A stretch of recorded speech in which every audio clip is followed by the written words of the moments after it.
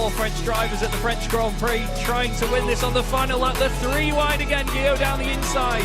Guillaume moves across, they're both in front of Milan and Pouget. Before you know it, we find ourselves here in the very final race of the competition. And then they see truck racing and they think, this is crazy, you know, these are 5-ton machines, 1200 horsepower. Break. Oh, look at that switchback. Oh, you can look and a drift is going off.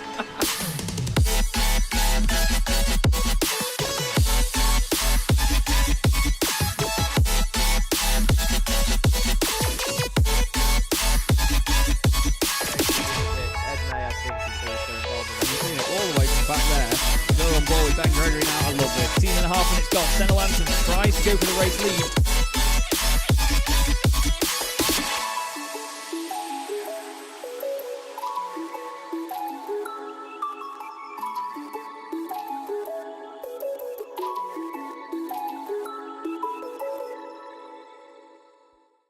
Racing isn't easy, but experiencing it is.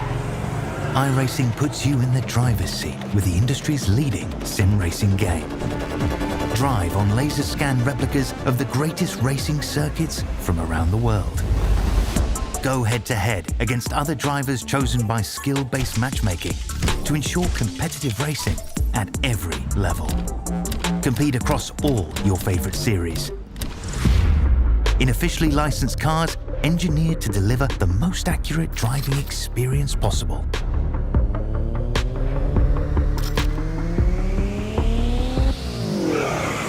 Join a race or host your own with players from across the globe. Race against the computer or in a league with friends. Feel the thrill behind the wheel. Visit iRacing.com.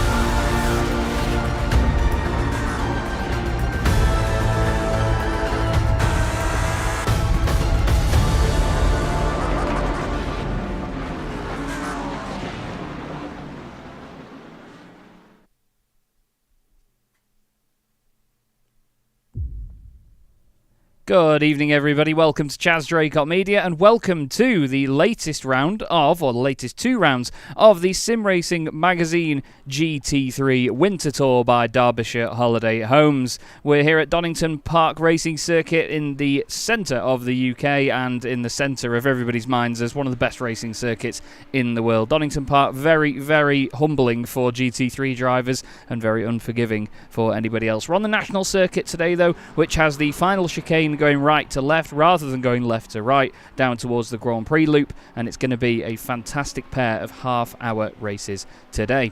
My name, of course, is Chaz Draycott, and I'm delighted to have alongside me once again Ed May in the commentary box. Ed, we had a fantastic time last time at Brands Hatch with changeable conditions and torrential rain. This time it's looking a little bit drier for the drivers.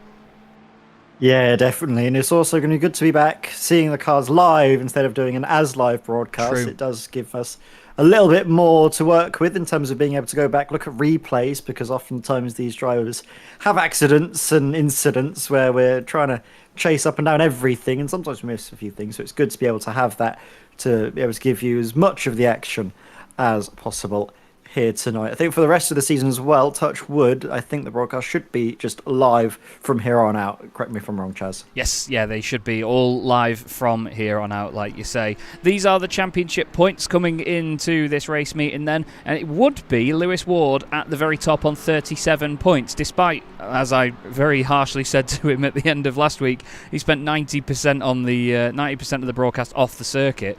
He actually ended up with the most points out of anybody, but he's changed car. He's changed away from the absolute cruise ship that is the Ford Mustang, and he has changed into the Porsche, which means there are now 5 Porsches in the field, and they all have 10 kilos of popularity ballast applied. Nils Corey is top of the pile now, though, with 36 points. He's in a Mustang, with Tim Perry in second position in the McLaren. He took the race victory in race 2. Jake Cranstone in third, reigning GT4 champion. Martin Kenyon up there in fourth place, tied with Ben Idris Abdullahi and PJ Clysons in sixth place. In the teams championship, it's Satellite Racing and Chicane Online Racing together. Nils Corey and Ben Idris Abdullahi that unsurprisingly are top with 60 points ahead of Altitude Esports and then Spontex CDM Esports as well. Boosted Motorsport, Chicane Online Racing, Oris Racing and Series 1 Racing complete the teams that we have. But Ed, right now it's a newcomer to the championship, or at least a returnee from previous winter tours that we have at the very top. It's the Lamborghini of Adam Watson. He was racing with us in the GT4 winter tour last year as Altitude Esports, but now he's in the Free M by Altitude Lambo, and it looks and sounds and clearly goes great. Yeah, Adam Watson, he's not made many friends though, has he, by switching to the, or joining in the Lamborghini, giving all of those drivers and himself 10 kilograms of popularity ballast. Same with the other drivers switching around. Lewis Ward, he gave 10 kilograms to everyone racing the Porsche as well, now that we have 4 of those. We've got a few cars that don't seem to be as popular, but still go just as well. Obviously, the Corvette, one driven by Arthur Thurtle, currently second fastest. Simon Povey, a late joiner into this practice session. We know he puts the practice in beforehand. Also in the Corvette, currently 16th, but we know his pace is absolutely electric. Just not quite having the race win that his pace definitely warranted. Was it last time out at Brands Hatch? Call for the pits just not working out for him. Ended up putting dry tyres on a wet track. But here tonight, the forecast is looking nice and clear, so he shouldn't have to worry too much about any pit stops undoing his race, and instead just focus on pure 100% pace. I'm not quite sure what's going on with the shadows with this Corvette, but as it goes past, you'll see the shadows just sort of unload and then flick back on again. It's so strange, iRacing's shadow model. Mark Johnson makes his way down towards the chicane in this gorgeous number 11 Castrol McLaren 720S GT3. Great looking livery. Happy to tell you that my brother's actually watching at the moment, and he's a big fan of a Lamborghini, so when we were looking at Adam Watson's Lambo, he said, "Lambo, go on, son." There's another one here with Martin Kenyon at the wheel, car number 3. He looks a bit more like a Barwell Motorsports Lamborghini, this one. You can see there McLaren, Ferrari and Porsche all behind. That is is that Lee Berridge? It is Lee Berridge in the 117 Ferrari 296 GT3. Seems like the same shadow effect is happening to all the cars, and I'm not a clue why that's happening. Simon Povey's just gone third fastest. Another thing we need to look at though, Ed, is the fact that here Lewis Ward in this, what is apparently an Apex Racing Academy Porsche, is wearing the same livery as PJ Clysons. Oh yeah, is he fully switched allegiances away from Apex Racing Academy? Is he now? Because PJ Clysons doesn't have a team. He's listed as a privateer.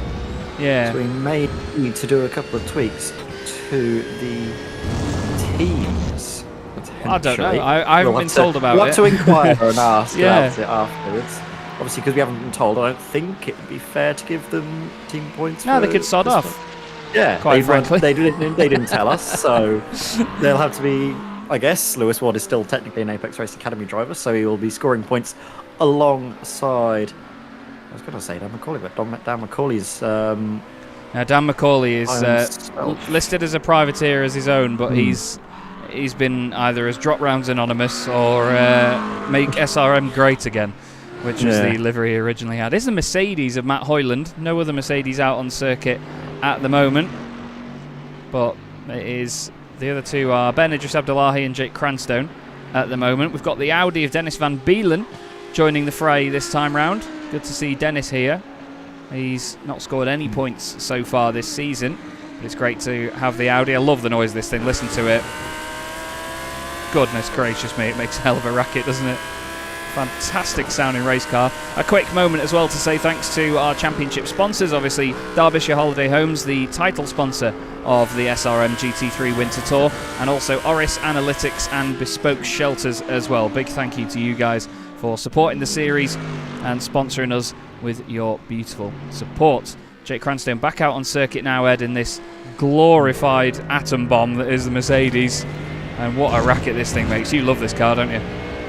It's a beautiful, beautiful bit of kit. My first ever GT3 was the old Mercedes onto iRacing. It was a car I drove plenty of and got very familiar with. It was a nice stable platform.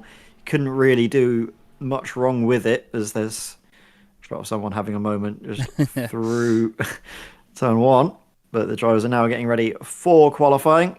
As I'm sure you've been told before, and will continue to be told, it is a heat racing format, so the drivers aren't able to complete laps once the checkered flag has fallen. That is the end of the session, so the drivers get out right away to make the most of the track time. They absolutely do, and you can see everybody crawling out of the pit lane in one massive group there. Daniel Parron-Smith is back with us in the Ferrari, which is good to see. We've got side-by-side there between Matt Hoyland and Mark Johnson. And we have, who is that in the number 27 Porsche? Is that... License. PJ Clysons now has a different livery. So he said that he commissioned a livery for the car. I thought it was the other one that he was running before now. So clearly it's just one that's on Trading Paints that Lewis Ward likes. And yeah, this is the proper one for the Peter X Jan BE racing machine. Lovely looking car. It's got almost holographic wing end plates because they're chrome with the Oris Analytics branding on it. And there was a car off the road there, which was Kim Such. He's now heading back out onto the track in the Oris racing machine. Let's have a look at Dan McCauley's car again, shall we? It's become quite the well-known meme amongst the drivers as the Make SRM Great Again Mustang, the Freedom Machine, the Bald Eagle on one side, sponsored by Big Drew's Barbecue on the front, and also Donald Trump on the left-hand side. I'm not sure if he's got the Simon Povey sponsorship on it for this round. No, he hasn't managed to nail Simon down to a deal yet on that, I'm afraid. But he's right in front of him, actually, on the circuit. So he's certainly filling the mirror saying, look, Simon, this is where the sponsorship could go, mate. Definitely hasn't read the art of the deal yet, as Dan McCauley. Well, I do have to say, I don't really agree that SRM needs to be made great again. It's already great. I'm not sure he needs to change his name. Yeah, greater, if that's even possible. I'm sure we can figure out some ways. Here we are, Arthur Thurtle getting started with qualifying. Purple first sector, already seemingly the driver that is setting the pace out there at this moment in time. Really going for it is Arthur. He saw some great pace from, to be fair, both of the Corvettes, even though it's not a very popular car. Both Arthur and Simon able to make it work. First lap's not going to be truly representative. The tyres do take a few goes around before they're properly up to temperature. Arthur Thurtle over the line is going to be the driver probably setting the fastest time so far. Yep, 1:04.0. Time for the rest of the chase. Can't believe how short a lap is around here in GT3 cars. It's crazy, isn't it? There's the SRM branded machine of Daniel Parron-Smith, the SRM black car. Tim Perry goes second, so it's an Altitude Esports 1-2 at the moment. Then Idris Abdullahi third. Mark Johnson actually moves up to fourth. Chris Jennings then improves in the Lamborghini in this gorgeous British racing green sort of Lotus-inspired machine. Oh, that's PJ Clysons off the side of the road for just a moment. Where's Simon Price when you need him? This is his latest one. It was actually due to snow and has snowed where I am in the UK anyway. It snowed pretty much throughout the whole UK, but he's got the Cadbury Puds livery on the BMW for this week, and he said it's definitely not to do with what he's been inhaling in the last few weeks. It happens to the best of us. It looks like his car could inhale quite a few of them with that massive front grille. Yeah, it really could. It could snort some puds. Of puds down that gullet. As you can see John Barnes flashing his lights, just trying to see if Martin Kenyon's going to get out of his way. Seems to be on a flyer, is John. Nice little run as well, and Martin Kenyon is going to maybe hold him up a little bit on the exit. And I nearly leant back from my desk then. John Barnes into the barrier. Very easily done. It's sort of, the camera of the circuit isn't really kind to the cars through there because it's also on the, basically, where the final corner would be on the GP circuit. Yeah, it's not kind at all. Here's the championship leader, Nils Kaur, in the Ford Mustang. It's an absolute beast of a machine. Let's go on board with it, because why wouldn't you? Just listen, it's like a NASCAR in here, isn't it? With a big old Teletubbies phone tube sticking out at you. I mean, it's a bit more suggestive than even that, to be honest with you, but Nils Kaur's the one that's got it in his face for the entire race. Hope he likes horses. Through McLean's he goes, and it's starting to look a bit gloomy here at the moment, Ed. I'm not sure it's going to rain, but it's 24 degrees, 71% humidity. The humidity is rising. Yeah, it's mighty I don't know cloudy. if the barometer's getting low. I mean, I don't think it'll be raining men or anything else, but it does seem, for the moment, at least on the forecast, to be clear of any weather. We'll see how that develops over the course of the switchover between the sessions. Speaking of developing over the course of the session, Bedejus Abdullah, he's developed his position up into second place. Satellite Racing Mercedes seeming going very well for him at this moment. His teammate, Nils Kaur, currently 5th fastest, and we saw actually quite a lot at the tail end, at least, of the GT4 series, that both the Chicane Online racing drivers worked together brilliantly in qualifying and were always alongside each other at the front of the grid. Yeah, they certainly do. They always put in a great effort together. Just before Adam Watson slotted up there in 4th place, we had 8 different manufacturers in the top 9 for a moment there, which is absolutely remarkable. It was only the 2 Mercedes that filled the top 9 positions. Dennis Van Beelen 10th in the Audi still means that we've got 8 manufacturers in the top 10. It's just great how this has worked out for this season. Such a great variation in the cars. There's not one dominant car over all the others. For anyone that doesn't know, we run a popularity ballast in this championship, so if there's more than a certain amount of one manufacturer on the grid, all of them get weight penalties. So as soon as there's 5 of any car on the grid, all 5 of them get 10 kilos added as ballast to their setups, and then if it's 6 of them, they get 20, and then 7 of them, they get 30, and so on. So well, there was a lot of chopping and changing at the front end of the season. I mean, we're still technically in the front end of the season, and the only change that's come so far has been Lewis Ward up to the Porsche, as Simon Povey goes 3rd fastest. Adam Watson now goes 4th fastest in the Lambo. Identical times. Yeah, very close between the pair of them. Adam Watson, I don't know, is there only 4 Lamborghinis, they're not 5 signed up? Yeah, there's Adam Watson, Chris Jennings, Heinz Mayer, and Martin Kenyon, the 4 Lambos. So he hasn't given anyone ballast yet, but of course No. the Lamborghini is dangerously close now to that threshold. I can only see 4 Porsches out on the circuit, but with 5 sign-ups. Yes, John Higgins Even Jr. though John Higgins, he's not even turned up yet. Everyone is getting that ballast as a result. Yep, that's the Slide thing. down, John. It's Hopefully not. we'll see him next time. Fingers crossed. But yeah, that's the harsh side of it. It's not based on attendance. It's just based on who is an active driver in the series at that moment in time. We ride on board here with championship sponsor Heinz Mayer, Oris Analytics, new company that Heinz launched just before the season began. It's great to have him on board once again. He's actually having a season off from doing the medals and certificates and prizes, bless him, and he deserves it because he puts in an incredible amount of work behind the scenes to support the community. At the top, Adam Watson has just gone 2nd fastest with a purple final sector. Nils Kaur has just gone purple in sector 2 though, so he could potentially spoil the party in the Mustang.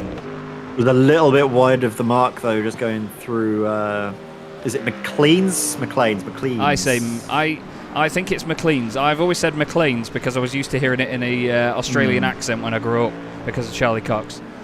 I think I remember you mentioning that actually on your charity broadcast. Yes. That you did at this very circuit not too long ago. You're probably sick to the back of your teeth after seeing so much of this track. But oh no, be this fair, is iRacing. It's a lot prettier than our factor. So, not. Glad you said it, not me. Oh, big kick of oversteer, was it, on the exit? John Roberts held it well. Does lose him time though all the way down. It's why that first corner is so important, because you're basically flat out all the way towards the old hairpin. And then this corner as well, uphill, all about managing that exit speed, because any sort of kilometre you lose is just magnified because of the uphill run. Arthur Thurtle improving his lead in this qualifying session, nearly a 10th ahead of Adam Watson. expecting the qualifying margins to be very tight because it is such a short lap, as you mentioned, Chaz. Nearly a minute a lap in a GT3 machine around here. It just goes by so quick. Yeah, it's incredible, isn't it? We're going to get a lot of laps in this race as well. There's going to be a lot of overtaking, I am sure. Still 6 minutes or so of qualifying left to go, and it's Arthur Thurtle, Altitude Esports, on pole position provisionally, ahead of Adam Watson, 3M by Altitude, in his debut this season. Ben Idris Abdullahi next up, Simon Povey 4th, Lewis Ward in 5th, ahead of Tim Perry, another Altitude Esports driver. Then it's Jake Cranstone and Nils Kaur side by side again on the 4th row. PJ Clijstens and Chris Jennings going well. He's 10th at the moment in the number 22 Lamborghini, having a really solid session. Daniel Parron-Smith just outside the top 10, same with Matt Hoyland. Dan McCauley not in the top 10. Ben Chalcraft and Drew Fletcher missing from the top 10 as well. They're usually right up there. Here is Ben Chalcraft's McLaren. He's going well in the ESR GT4 Sprint Series at the moment. Ed and I are teammates with Ben at Sponsex CDM Esports there. We were running at the Red Bull Ring last night with mixed fortunes once again, but triple top 10 finish for Ben. He did tell us not to expect much in the GT3s in comparison, but he's still enjoying driving it, which is the main thing. Yeah, definitely, and I think we've been given a window into what his car choice is going to be for the next season of the GT4 Challenge, because he does seem to be very capable in that Porsche Cayman that he drives. So we might see him switch over to that for the upcoming season. We shall see. Might give the McLaren a bit of a whirl, see if that new BMW is any good for him. Obviously raced in the BMW last season. His final outing in the Sim Racing Magazine GT4 Tour with the brand new model implemented into iRacing. 4 minutes remain in qualifying. Just watching through Adam Watson once more coming in and out of the pits. Arthur Thurtle carrying on. Lap times are very consistent actually for Arthur. Just a couple of tenths off of his best on that time by. I could sit here all day. Yeah, you can do. It's just wonderful, isn't it? The sound of that Lamborghini. As well, just the view from on board when you see it, just the elevation, the amount of drivers as well having to fight the car at every single chance they get. It's never easy around Donington, is it? No, not at all. It's one of those circuits that it seems smooth and it seems gentle, but it's just so unforgiving. It's such a high-speed nature circuit as well. There's a lot of commitment corners, a lot of blind apexes here too, especially on the national layout with that final chicane. Improvement there by PJ Clijstens. And then a big improvement by Dan McCauley. Make lap times great again, he says. Wow, up to 3rd place in the Mustang, showing Lewis Ward that he shouldn't have changed to the Porsche. That's brilliant stuff by Dan. He was really excited in the week, actually, as he was showing me video proof of him overtaking Simon Povey into turn 1. It's not often you can do that. Tim Perry's just gone 3rd quickest now and knocked Dan down into 4th, but he still won't mind. 5 manufacturers in the top 5 again, Ed. Yeah, Arthur Thurtle in the pits. We'll be hoping that his lap time earlier is going to be good enough. John Barnes once more really struggling with that rear end. So actually, who was that in behind? That looked like one of the chicane Christopher Rowe on iRacing cars. Christopher Rowe really just kicking out that back end. That's going to be something we need to watch out for during the race as well, actually. The drivers pushing hard to try and get a good exit to make the move in towards turn 1 and maybe undoing their own race. It's so easily done though, as you can well clearly see with it happening twice in the space of about 2 seconds. Hello to everybody watching in the YouTube chat. Hope you're all having a great evening. Thank you very much for joining us here on Chaz Draycott Media tonight. Don't forget to like the stream as well. Get more people in and get them watching the fantastic GT3 action that we get to see here in the SRM GT3 Winter Tour by Derbyshire Holiday Homes. Hats off once again to Drew Fletcher. You'll see the Derbyshire Holiday Homes logo absolutely everywhere. In the series logo, all over the windscreen banners of all these cars, even in the number boards too. Drew's support for this series has been fantastic and we thank him greatly.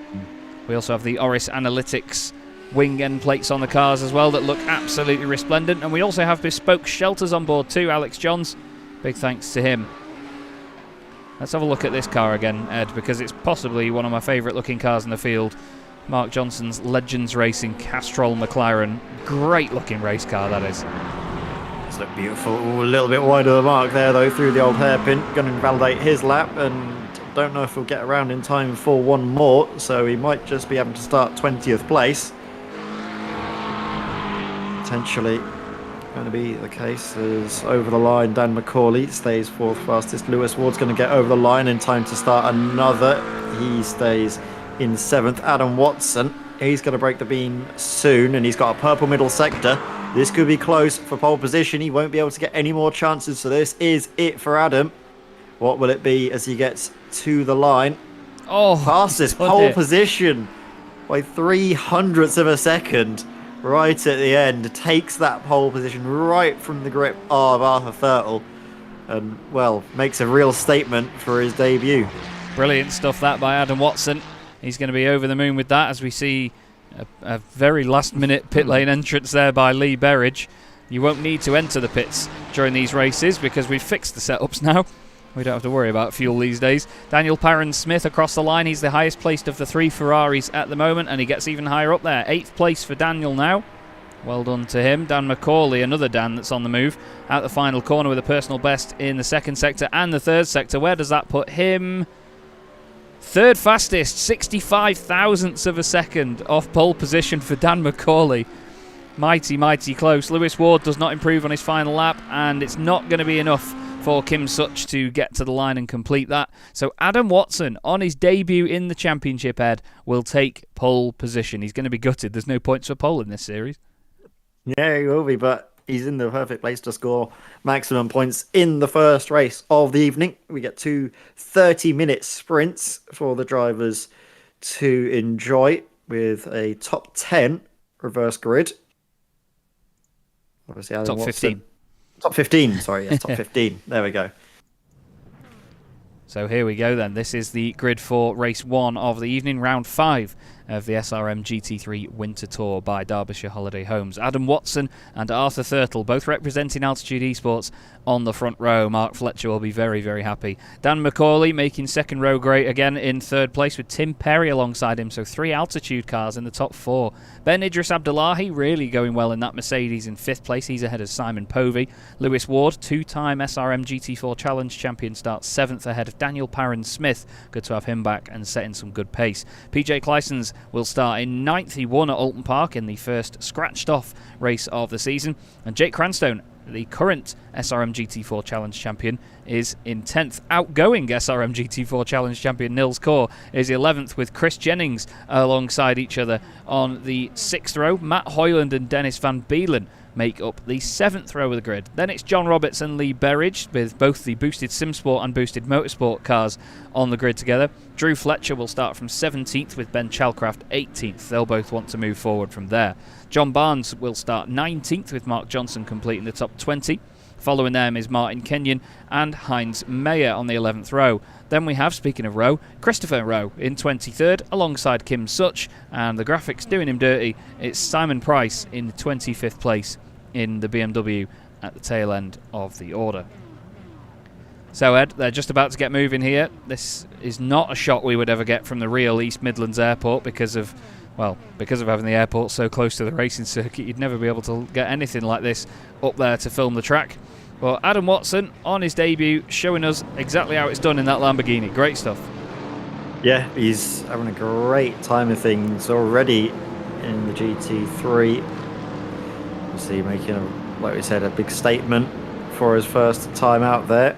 He's got, well, I suppose a stablemate with Altitude Esports alongside Arthur Thurtle. The two of these know one another very well. But then look at that, just getting into the picture, into the mix. You've got 2 very sort of low down, very angular.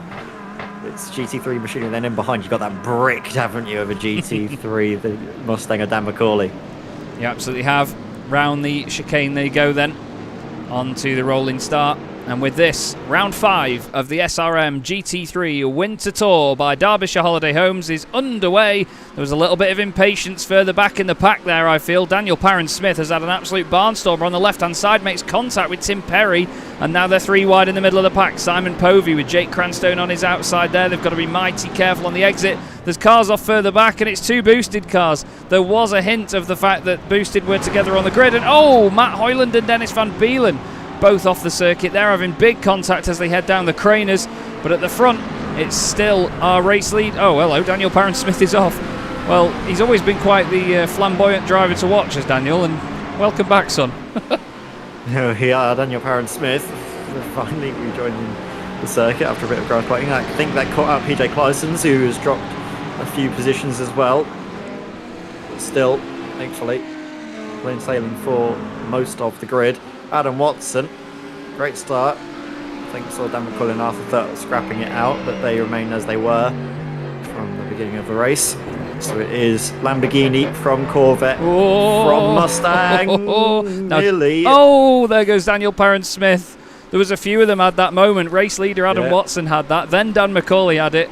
And then Parent-Smith has gone around. Tim Perry has now got past Dan. He goes round the outside. And that's going to mean there's altitude cars first, second and third. Mark Fletcher, get the champagne out. There we go. Wonderful stuff for the three of them. Right the way up there as we have Jake Cranstone. Lovely view back from these Masters of Torque Mercedes. Just of Simon Povey trying to chase him down. Jake actually had a great start. He had 3 positions in the first few corners. Yeah, Drew Fletcher as well. Everyone's going to be screaming fix, especially as the other sponsor for the series as well. Heinz Mayer has gained 7. It's absolutely flying for the sponsors of the series. Christopher Rowe has gained 6 places as well. Lee Berridge also gaining 7 positions. He's up into 9th place, very under the radar considering that car is bright yellow. He's ahead of the championship leader, Nils Kaur, also driving the Mustang. It's very busy and it's very, very lively in these opening moments. I do want to go and have a look back at that start though, Ed, because I'm not sure if there was anything naughty going on in the middle of the field, but Daniel Parent-Smith had an absolute barnstormer here. Look. It checked up and he just anticipated it at the right moment, didn't he? Look at the run that he gets. And then, there's a little tap with Tim Perry, and it's oh so close and tight in there.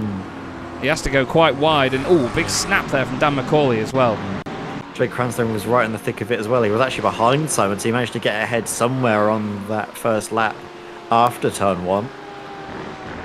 Great battle, isn't it? Just to see Jake and Simon out there. Two very quick drivers. PJ Clyson's getting a little bit too hot into the corner, having to take evasive action and ending up in the gravel as a result. Yeah, he was, I think, caught out on the brakes there. Drew Fletcher braking to make sure that he didn't overdo it, and PJ just got caught out. Drew now sits behind the Lamborghini of Chris Jennings. Chris in 11th place. Don't forget, points all the way down to 15th, and the 15th place finisher will start race 2 on pole. I think, has he got a Goose helmet on as Drew? A Goose pilot helmet on, he has, hasn't he? That's absolutely looks like it from Drew. Well, Drew is a real world pilot as well, so he's certainly the bloke to wear that. And he's piloting this Porsche quite well at the moment, up 5 spots from where he started. Raced this in the Porsche Club of Great Britain Sim Racing Series, where he won the AM Championship most recently after a great fight with Oliver Carwadine.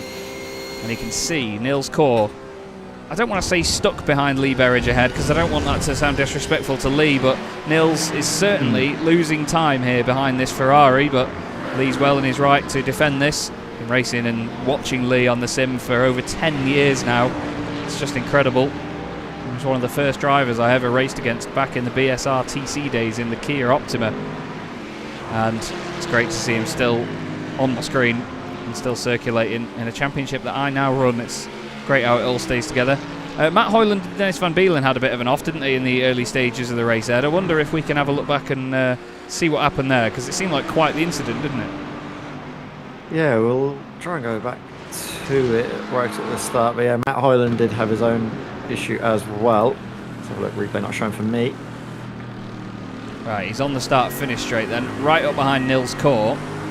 Needs to figure out where Dennis Van Beelen is in regards to him. You can hear Dennis's car, you can see Drew Fletcher in the middle, Chris Jennings around the outside. Matt has to hang it down the inside line there and make sure. Well, he's all the way over to the left, and Drew is actually in the middle. They're 3 wide, and I don't think they knew they were 3 wide. Drew Fletcher in the middle, and then they just all run out of room as they go around the right-hand swoop.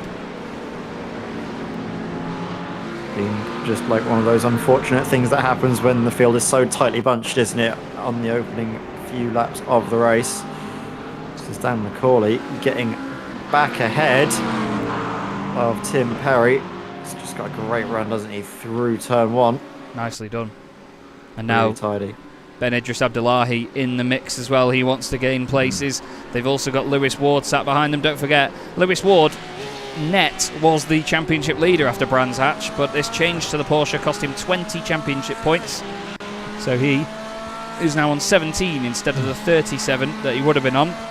I'm afraid one of the other Porsches is having a bit of a nightmare. Christopher Rowe dropping down the order after going off. Looks like Tim Perry's struggling a bit here, actually, Ed. He's really struggling, isn't he? Yeah, he's not having a good time whatsoever. 6 different manufacturers in the top 6 as well, as I've just noticed. Look at this. Right where you're on the outside, Ben Idris Abdullah, he's going to be just able to get his nose ahead. He kept that very close, and now looking for it as well as we go on board. Lewis Ward, so late on the brakes, commitment all the way around the outside as well. And that's just the thing around Donington Park. It's such a momentum-based circuit. If you get thrown off, you just get swallowed up. And unfortunately for Tim, it's just caught him out on this occasion. He's going to try and fight back against Lewis, but Lewis carrying lots of speed into that final chicane. Big snap of oversteer as well. It's not going well, as actually Simon Povey's gotten ahead of Jake Cranstone as well. He has indeed. Overtook him for P7, so we've got Simon, Jake and Nils together on the circuit, and they are 7th, 8th and 9th at present, which is not where we're used to seeing these guys, but again, that shows you the talent here. I think Jake Cranstone had a slowdown penalty by the look of it. I was going to say, I imagined it'd be something along those lines, because Jake was not only behind Simon, but a while behind as well. He was a good few seconds back. Yeah, it's Simon, Jake and Nils, if they're going to be there for next season, are definitely protagonists for the title, aren't they, in GT4s? For sure. GT3s, though, it seems there's no one that can really lay a finger on Adam Watson and Arthur Thurtle at this moment in time. They've got nearly 2 seconds gap to Dan McCauley in behind, so 3M, Altitude Esports, and then Altitude Esports leading the way as Simon Price just having a little bit of a moment through old hairpin. Up and running now. Here's our lead duo, Adam Watson, 3M by Altitude, and Arthur Thurtle. Interestingly enough, actually, Adam's teammate, Jonathan Walker, the man behind 3M, is actually on the reserve list, and I believe next up to join Adam in the championship if anybody drops out. I'm just going to check that. Let me have a ganders.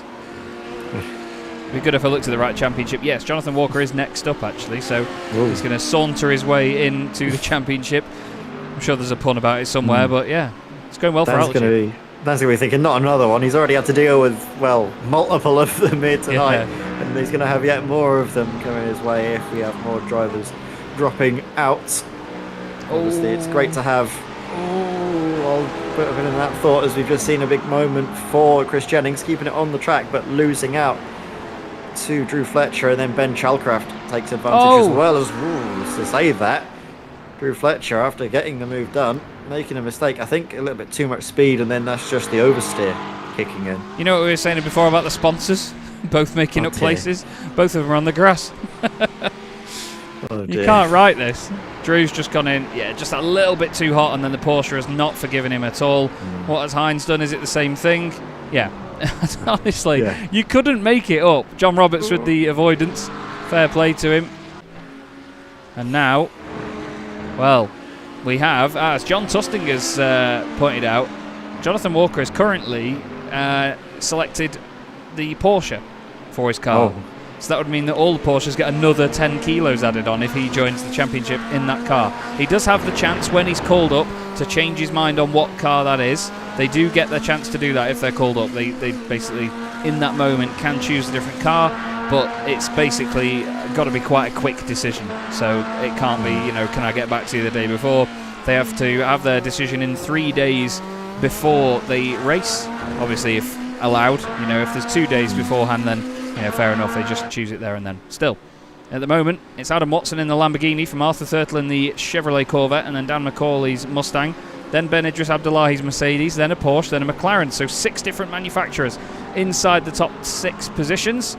Simon Povey spoiling the pack in his Corvette, but in a bit of no man's land at the moment are 3 champions. It's very strange. Yeah, it is. It's interesting just to see, obviously, how these races can develop, and it seemingly now got a little bit of field spread in the midfield towards the top end, though, especially the sort of top 5 or 6 nearly nose to tail. Yeah, they really are, actually. That's the closest group in the field is the top 5, but then everybody else a little bit more spread out. There's a battle here between Christopher Rowe and Daniel Parron-Smith, recovering after his earlier off into the barriers at the final corner. Seems the Ferrari likes one of them. I I think he still needs to change his spec map because he's got the standard Ferrari spec map on the car. But he's got a definite pace advantage there over Christopher Rowe, who maybe has a bit of a damaged Porsche and it's not quite behaving how he wants it to.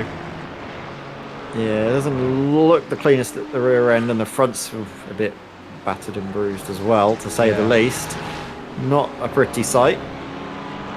Nor really is the BMW to most people. I like the look of it. But I was going to see if you said with that. With a lovely purple tint to it.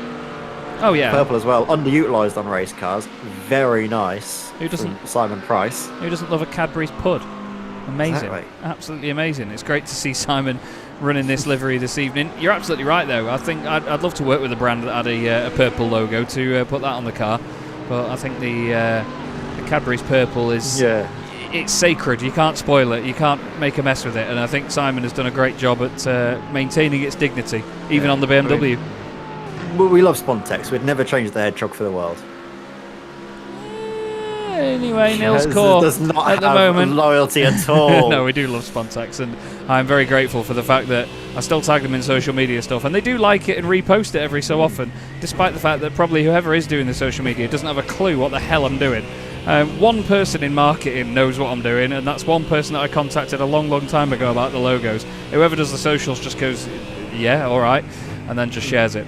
Anyway, Nils Core has closed right up behind Jake Cranstone on that lap. He was 0.6 of a second quicker than the Mercedes. They are both front-engined, heavy race cars, but the Mustang, seemingly, obviously it's a few more years modern, it's about 3 years younger, seemingly just that little bit more fine-tuned to Donington Park. It's going very well. Yeah, it really is. Maybe Lewis Ward maybe regretting his decision to move away from the Ford. Obviously getting along very well with the Porsche still, though, isn't he? Up 2 places from the start of the race. In contention for some good points just because of how tight it is up in front. You can never really count any driver out in that little pack from getting a podium or even race victory. Adam Watson and Arthur Thurlow continuing their fine run of pace out in front. Now the gap to Dan McCauley is over 2 seconds. And Idris Abdullahi chasing him down, actually in 4th place, looking for that podium. Idris Abdullahi is a driver that we saw join, wasn't it, I think his first time out in season, is it 5? 4? 4 or 5? Yeah, season 4 of the 4. I think, didn't he join the Winter Tour first? Ooh, that's a shout. I think he joined the Winter Tour and then the GT4 Challenge. Or no, he was in a special event first, I'm pretty sure, then joined the GT4 Challenge, and he's been an absolute stalwart of it ever since, and he's been a fantastic addition to the grids. Very entertaining, gets involved, and yeah, he's everyone says that he's great to race with because he races hard but fair. Like, he races very closely to everyone, but he knows where the limits are and he doesn't overdo it. He's been a real strong addition.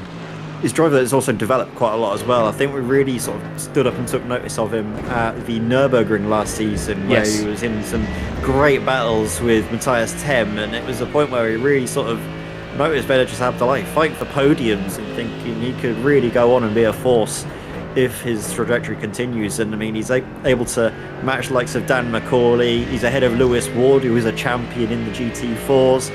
He's keeping pace as well, to be fair, with Adam Watson and Arthur Thurtle, who are both rapid, to say the least.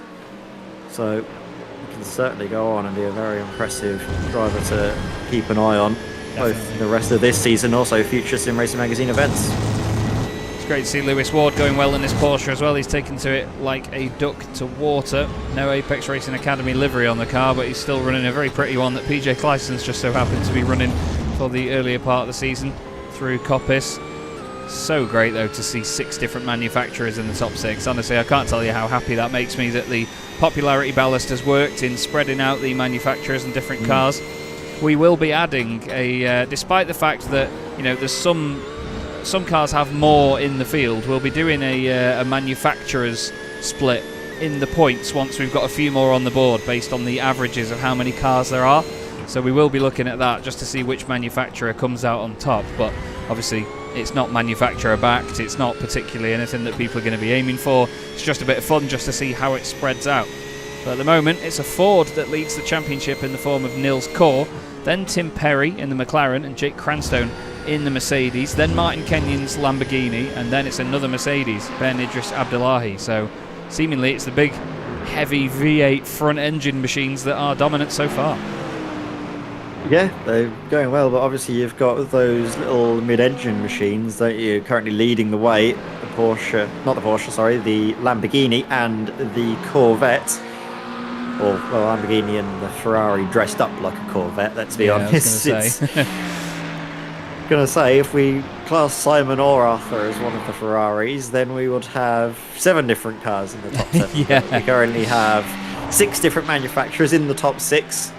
It goes Lamborghini, Corvette, Ford, Mercedes, Porsche, and McLaren. Like you say, the ballast, the popularity ballast is definitely working out for all these drivers. It seems to have been really well received as well, which is a great little thing. We do like to try different things out in these Winter Tours, as you can clearly see by the fact we're racing GT3s, but also little tweaks to the format to see what is sort of well liked by the drivers.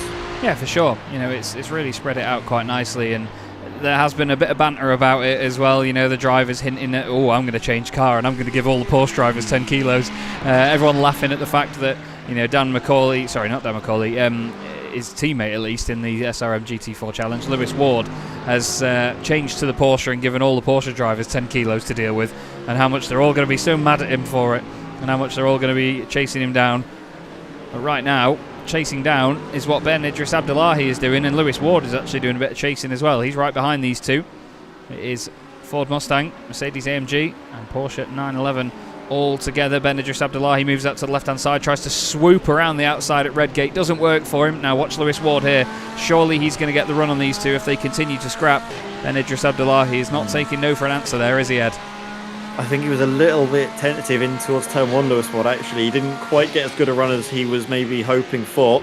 Rolled hairpin though. He's got a nice little drive, doesn't he, out of it, and reeling in Ben Idris Abdullahi. So all of a sudden, the attack has to become defence for Ben. Let's see. A lovely shot of these three all together. There's a little dog actually on the back of the chicane on my racing car. Yeah, I was going to say, I don't know who that doggo is. For the looks of things. I'm really not sure on that. Yeah. Here's, Kim Suchin, a very grumpy looking Audi R8 a bit further down the order. It's just been overtaken by Matt Hoyland, who's making his way back through. Stephen Codman in the chat, a driver from the SRM GT4 challenge, saying, come on Mark Johnson, put your foot down, mate. He's just in front of Matt Hoyland here on circuit. Matt recovering after his big incident with Dennis Van Beelen and Drew Fletcher on lap 1. Drew has since dropped outside of the top 15 after his earlier spin. John Barnes is currently in 16th place, and Martin Kenyon, 4th in the championship at the moment in his Lamborghini, is currently on for a 15th place finish, which would put him on pole position for race 2. Didn't he get pole position the Brands Hatch race as well? He was near the front, but I don't think he had pole. He was definitely up there, wasn't he? Yeah, I think, was it not Tim Perry that had pole? No, I'm pretty sure it was Martin, actually. I think you're right. Yeah. Yeah. So he could make it 2 for 2 for the reverse grid pole positions. See if he can carry on, because he does have John Barnes right behind him, and with what looks to be a little bit of damage to the front of his car, it won't be plain sailing. He's got, well, what was it, 10 minutes or so remaining? Yeah, not long at all. Not long at all now. Go back to this. Nils Kaur chasing down Jake Cranstone. Mercedes trying to remain ahead of Mustang. It's so difficult to follow people through that final chicane because you just get blinded by whatever car sits in front of you. You can't quite see the apex at any point, especially when it's a car as big as the Mercedes, let alone the Mustang, or even the likes of a Bentley GT3 in a different sim. It's just incredible, the size of some GT3 cars, and the fact they work as well. It's just nuts, isn't it? Yeah, I think as well, to be honest, if Jake wasn't in that Mercedes, he would definitely know that Mustang is right behind him just by the noise it's making constantly, just screaming in your ears. But because he's on the wheel of the Mercedes, that's not a quiet beast either, so it kind of drowns it out just a touch. Speaking of Mercedes versus Ford, it's the other way around, isn't it? It is Ben Idris Abdullahi with Dan McCauley this time. So it's interesting how the sort of bigger GT3 cars seemingly attracted to one another. Their gravitational pull seems to be very impressive. Lewis Ward maybe trying to take advantage now as Ben Idris Abdullahi with a little moment, but nothing It's going to concern him in towards turn 1, Redgate. On board here with Simon Povey, chasing down Tim Perry. Tim hoping to catch up with that battle just ahead. The Altitude Esports car was struggling earlier on, but he seems to have gotten into a bit of a rhythm now. But now he's got Simon Povey right behind him. Very, very fast driver indeed is Simon. Not the highest I rating in the field. I think Lewis Ward is. No, Nils Core. Lewis Ward looks like he's going for Abdullahi here, just up ahead. You can see the pair of them battling. Lewis Ward up the inside of Ben.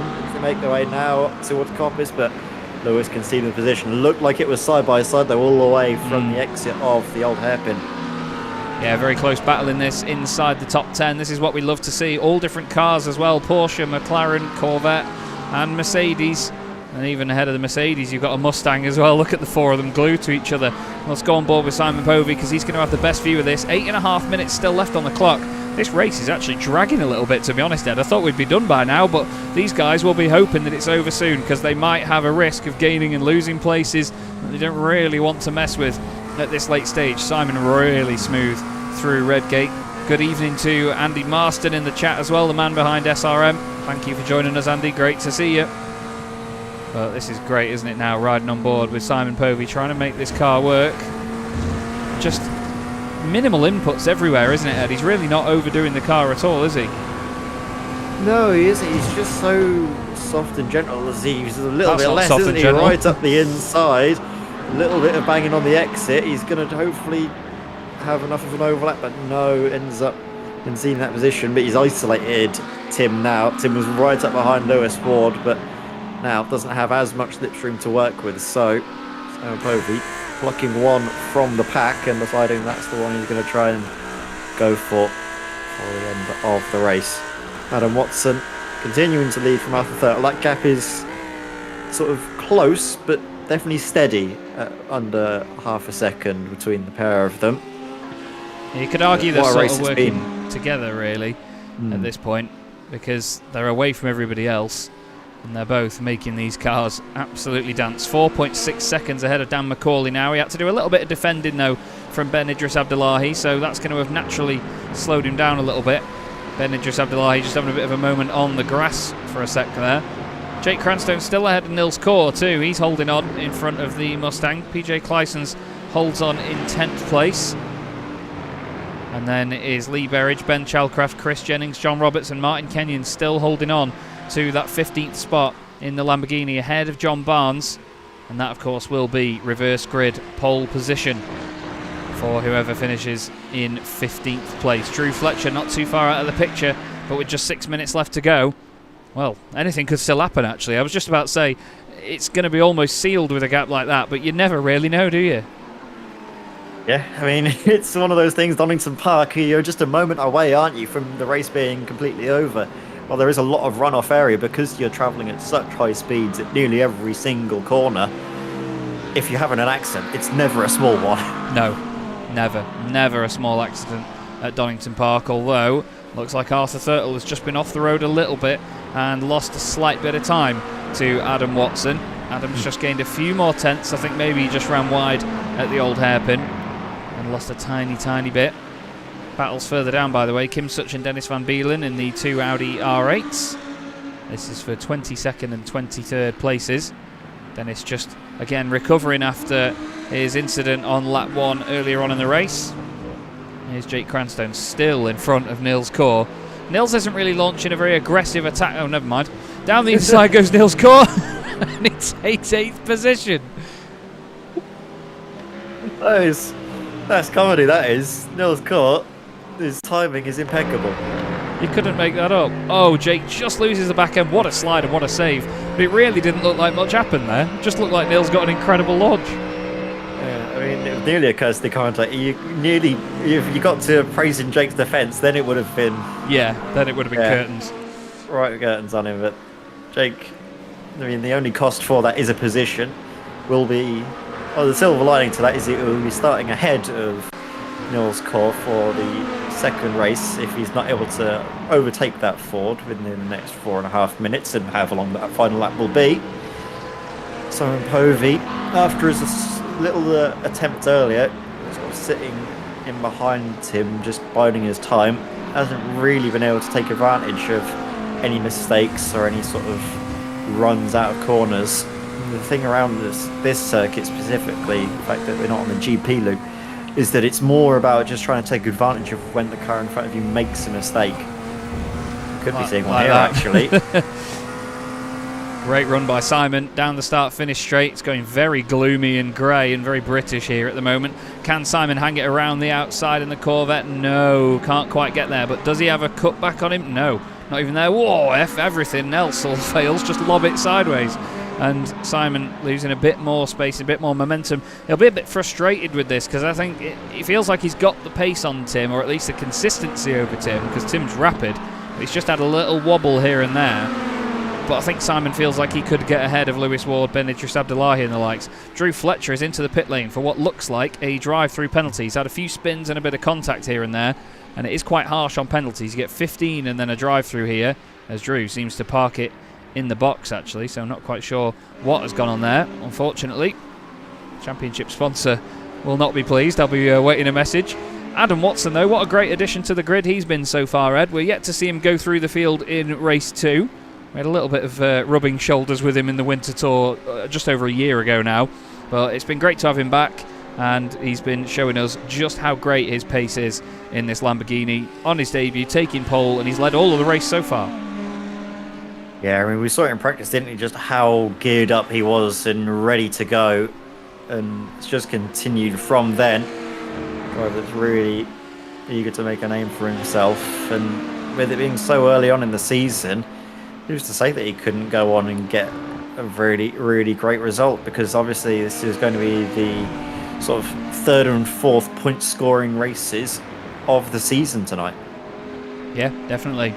He's not really lost out on a lot, and with the drop rounds included as well, then yeah, fair play. Obviously drop rounds are only the ones that he's raced in, as Simon Povey now is finally back alongside Tim Perry. On the right hand side he goes. They head down towards the chicane. Now he's not in the desirable place here, is Simon, on the right hand side. One of them's got to give here, and I don't think it's going to be Simon. As Tim turns in, bit of contact, and I think he was expecting Simon to carry a little bit more speed than that as they headed into that chicane. Simon moves over to the left, but he's through, up into 6th position. Now it's a case of seeing whether that has A, damaged the car, and B, whether he can hang on with the McLaren now right in tow. Jake Cranstone has been overtaken by Nils Kaur as well. Oh yeah, that was earlier, wasn't it? Sorry. There's so many battles I'm trying to keep my eye on here that I keep losing out on where some of them are. We've got this lead battle with a minute and a half left, so there's going to be one more lap of this race left to go. And Adam Watson, well, he's not really got a lot of safety net over Arthur Thurtle, but with them being teammates, I wonder whether they're communicating. Just a constant stream of activity, isn't it? All the time in these closing stages. Drivers know that they don't really have many more chances to make a move stick, so it basically just becomes about sending it and hoping that it sticks. Look at this now. We'll see the white flag for Adam Watson and Arthur Thurtle. Arthur with plenty of pace. But is he going to be able to convert that against his teammate? A little look to the inside to maybe try and unsettle Adam, but Adam, he's been resilient, unflappable all race long. Looks to be nice and steady. Dan McCauley now just trying to, well, stay ahead of Ben Idris Abdullahi. Got a flash of the headlights there, not sure what for. No, not quite Something sure. That he was upset about, I'm sure. Either that or just trying to distract Dan, to be fair. Not that the livery is distracted enough. No. Dan's not the type to really get distracted by flashing lights either, is he? He's a driver that's very sort of level-headed and keeps himself on an even keel. Absolutely does. With the Trump toupee on the left door, he's certainly going to be feeling the freedom.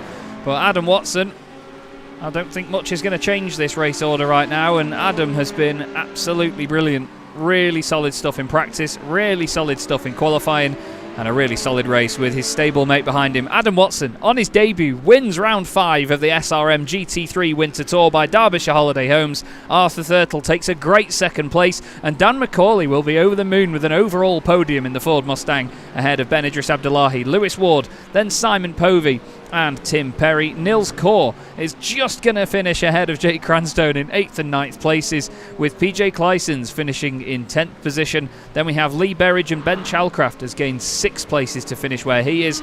And where is Martin Kenyon? Here he is into the final chicane. John Roberts has got through in 14th place. He's going to be starting on the front row alongside this man, Martin Kenyon. 15th place for him is pole position for race 2. Someone has lobbed a car into the barriers, and the engine has subsequently exploded. But what a great drive that was, though, by Adam Watson and by Arthur Thurtle as well. Altitude Esports definitely making their stamp of authority on the series in the opening few rounds. But that, well, epic stuff. I mean, these two, not teammates in this championship, but obviously stablemates together at Altitude. Great job. Yeah, wonderful race from Adam. He's, let's say, not getting points for qualifying, but was able to get maximum from that race there tonight. But we've got one more coming up. A little bit of an interlude between the pair of them, though. Just, I think it's 10 minutes for the drivers to get acclimatised. Just checking the weather really quickly before it moves over. And I can't see any rain on the horizon, so it looks to be dry for the rest of the evening as well.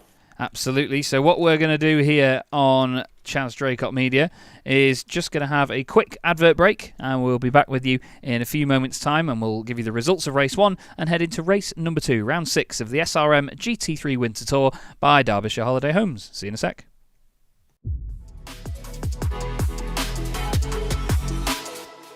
Four French drivers at the French Grand Prix trying to win this on the final lap. They're 3 wide again. Guillaume down the inside.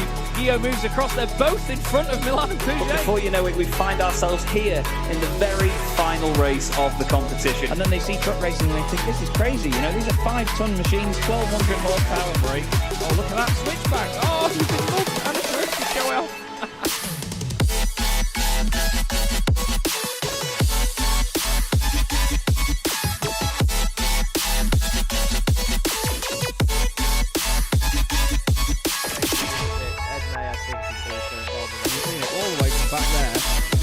Ben Gregory now, I love this. 16.5 minutes gone. Senna Lanson tries to go for the race lead.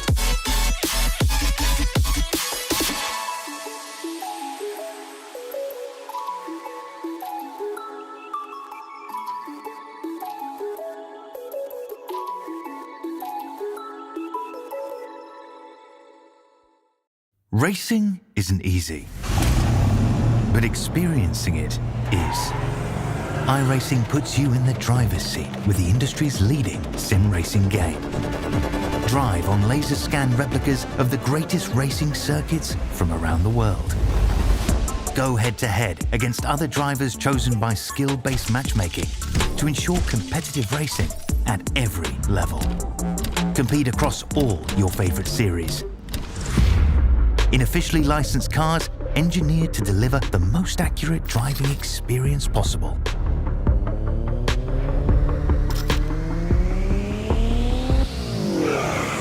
Join a race or host your own with players from across the globe. Race against the computer or in a league with friends. Feel the thrill behind the wheel. Visit iRacing.com.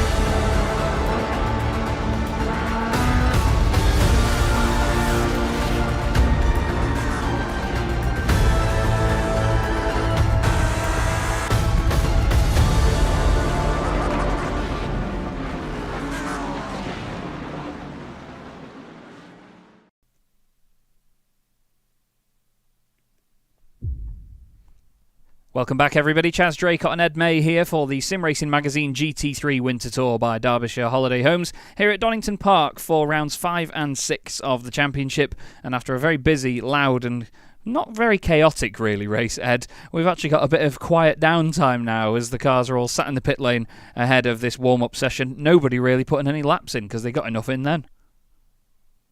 Yeah, I think they were a bit knackered, weren't they? I mean, the reason why as well, I think the race seems to drag on just because of the sheer amount of laps that the drivers are having to undergo, isn't it? It's basically just non-stop cornering, non-stop action. So I don't blame a lot of the drivers for having a little bit of a breather. We've done pretty much the same, haven't we? Just a little bit of a break to get some drinks in our systems, refresh ourselves, and get ready for what's sure to be a very entertaining second race. But obviously, we have the results of the first one to get through now. Absolutely does. Dan McCauley in the YouTube chat just saying that the Ford absolutely hates its rear tyres, and that's understandable. You could see how it was spitting the rear end around.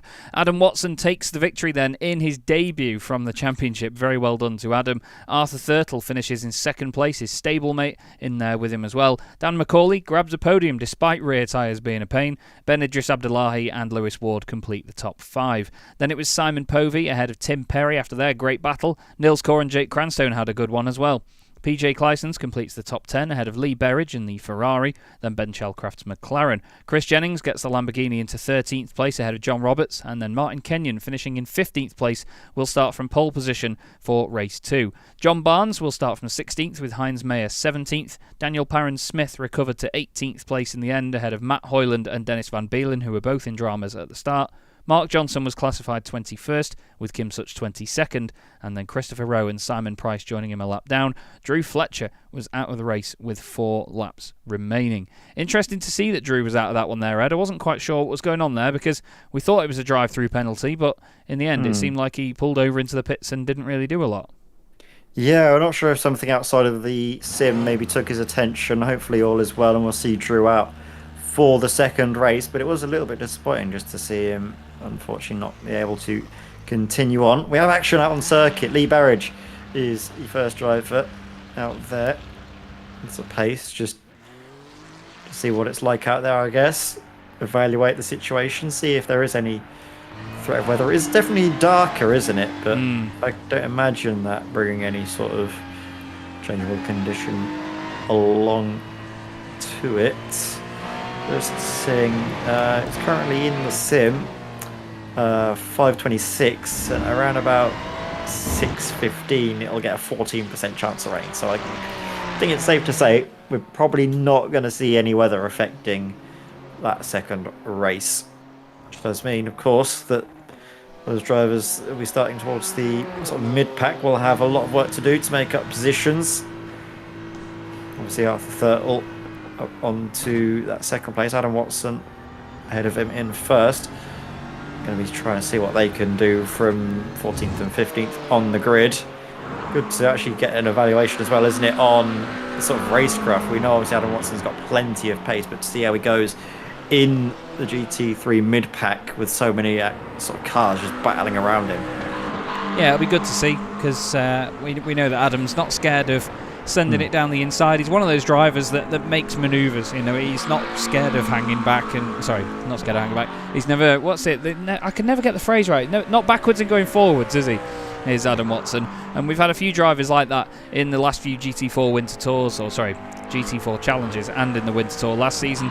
So it's always exciting to see them come in and see how it blends and see how they get on, you know. And I'm excited with that with the different manufacturers as well, because there are strengths and weaknesses for some of these cars. There will be circuits that suit one machine compared to another, but there's not a massive variation of those in the UK. And at the end of the day, while we do have 8 race meetings, I think 6 of them are at 6 of them are at circuits that we go to twice. Yeah. So we go to Alton Park twice, doing the International and the Island layout. We've got Brands Hatch Grand Prix, and we're not doing Brands Indy actually. We're doing Donington National and Grand Prix, Silverstone International and Grand Prix, and then we've got Snetterton 300 in the mix as well. So Snetterton and Brands are the ones that we only go to once. Donington, Silverstone and Alton Park we go to twice. Didn't plan to go into Snetterton twice. Use the 200 and the 300 layout. You're not no, keen on it? Not feeling the 200 layout in GT3 cars, no. I spent, in 2020, I commentated on the Citroen 2CV 24-hour race on the 200 layout, and that was quite a slog, let me tell you that. Great racing club, lovely people. Not the most exciting race I've ever seen. Let's just quickly say thank you to our sponsors, Derbyshire Holiday Homes, Oris Analytics and Bespoke Shelters.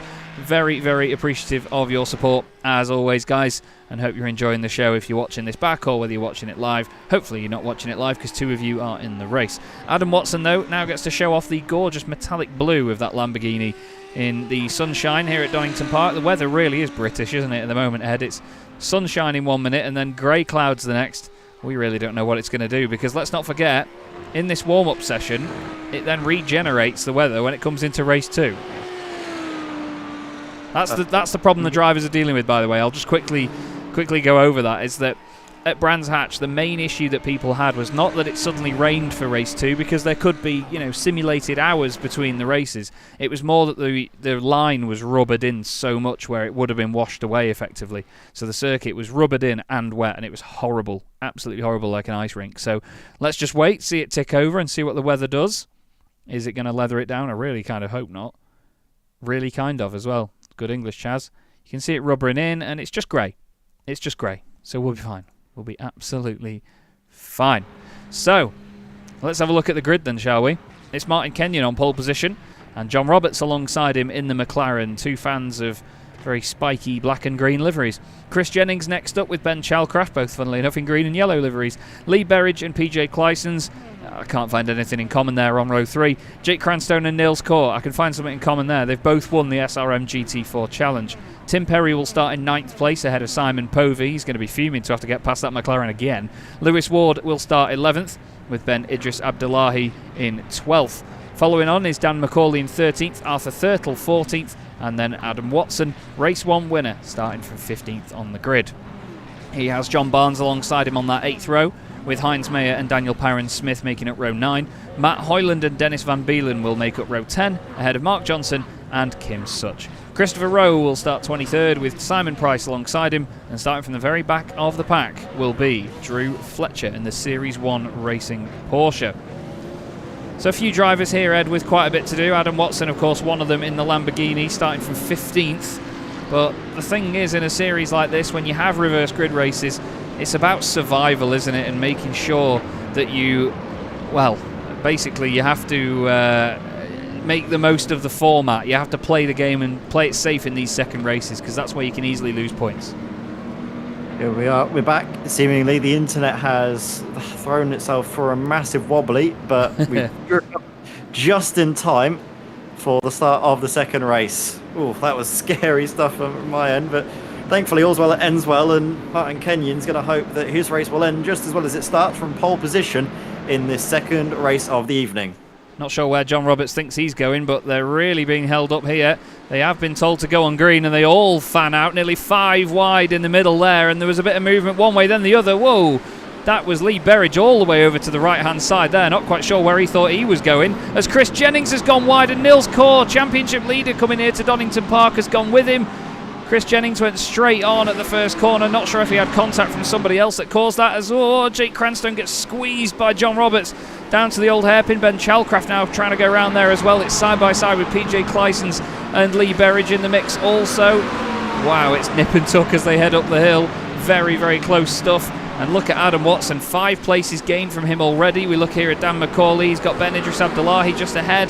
Behind is Daniel Parron-Smith and Arthur Thurtle. And it is Adam Watson and Daniel Parron-Smith that have gained the most places so far. This Ferrari flying as all. Lee Berridge is around. Lee Berridge's Ferrari is not flying. He's facing the wrong way on the inside of Coppice. Oh, what a nightmare for Lee. The top 3 have broken away here now, Ed. Yeah, that was a very bumpy oh start my from some drivers. Lord. We go figure that out.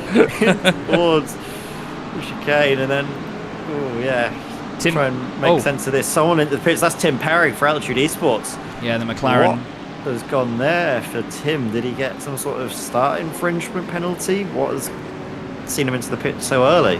I think we need to reiterate to the drivers that we urge them to go on green at the start of these races and not have the race leader be the one that holds them up that far, but John Roberts was quite far ahead. We've got Simon Povey and Adam Watson side by side. Down the inside into the old hairpin goes Simon. He's now going to try and chase Lewis Ward as well, someone that he's fought against a lot before. Then he's got his teammate Ben Chalcraft next up the road. Simon is on a mission here. You can see the body language of this Corvette, very different to how it was earlier. He's got Ben Idris Abdullahi in there with him as well, just behind Adam Watson, who wants to go down the inside. He says, thank you, I'll have some of that at Coppice. Let's go on board with Ben Idris Abdullahi, shall we? Because he's going to have a front row seat now, Ed. Oh, don't do it, Ben. Oh, Ben. He's going to make it 3 Ben. wide. He can see the chance. Ben. He might as well go for it. Backs out of it. But you think he was just trying to do it to unsettle the pair of them and maybe aim for a better exit. He's going to get a nice little run here on Adam Watson. He's looking to the outside line, trying to maybe go for a switchback manoeuvre or just to carry the momentum around the outside. What's Ben going to try and do? He's got his nose just up ahead. Oh, Martin Kenyon. Oh, what are you doing? Oh, no. He should have stayed where he was and been predictable. He came right across the nose. Was that of Povey, I think. Chalcraft or Yes. Simon Povey? It was a yellow car. There's so many of them all in one group here, all together. This is really scary stuff. Chalcraft around the outside of Ben Idris Abdullahi. Simon Povey in there. It's always Daniel Parron-Smith. He's facing the wrong way. And somehow they've figured this out as they head up the hill. Dan McCauley's ahead of Arthur Thurtle. That's Matt Hoyland, isn't it? Going for an absolute burn around the outside. He's gained 8 places. So too is Dennis Van Beelen. Drew Fletcher is in the points after gaining 10. He's behind this fight. Heinz Mayer is in there as well after gaining 4. Jake Cranstone leads the race. What on God's earth has happened here? He leads the race with half a Mercedes left. PJ Clysons is always near the front in reverse grid races. No. What Oh, I've not got words, Ed. no. What on God's earth is happening here?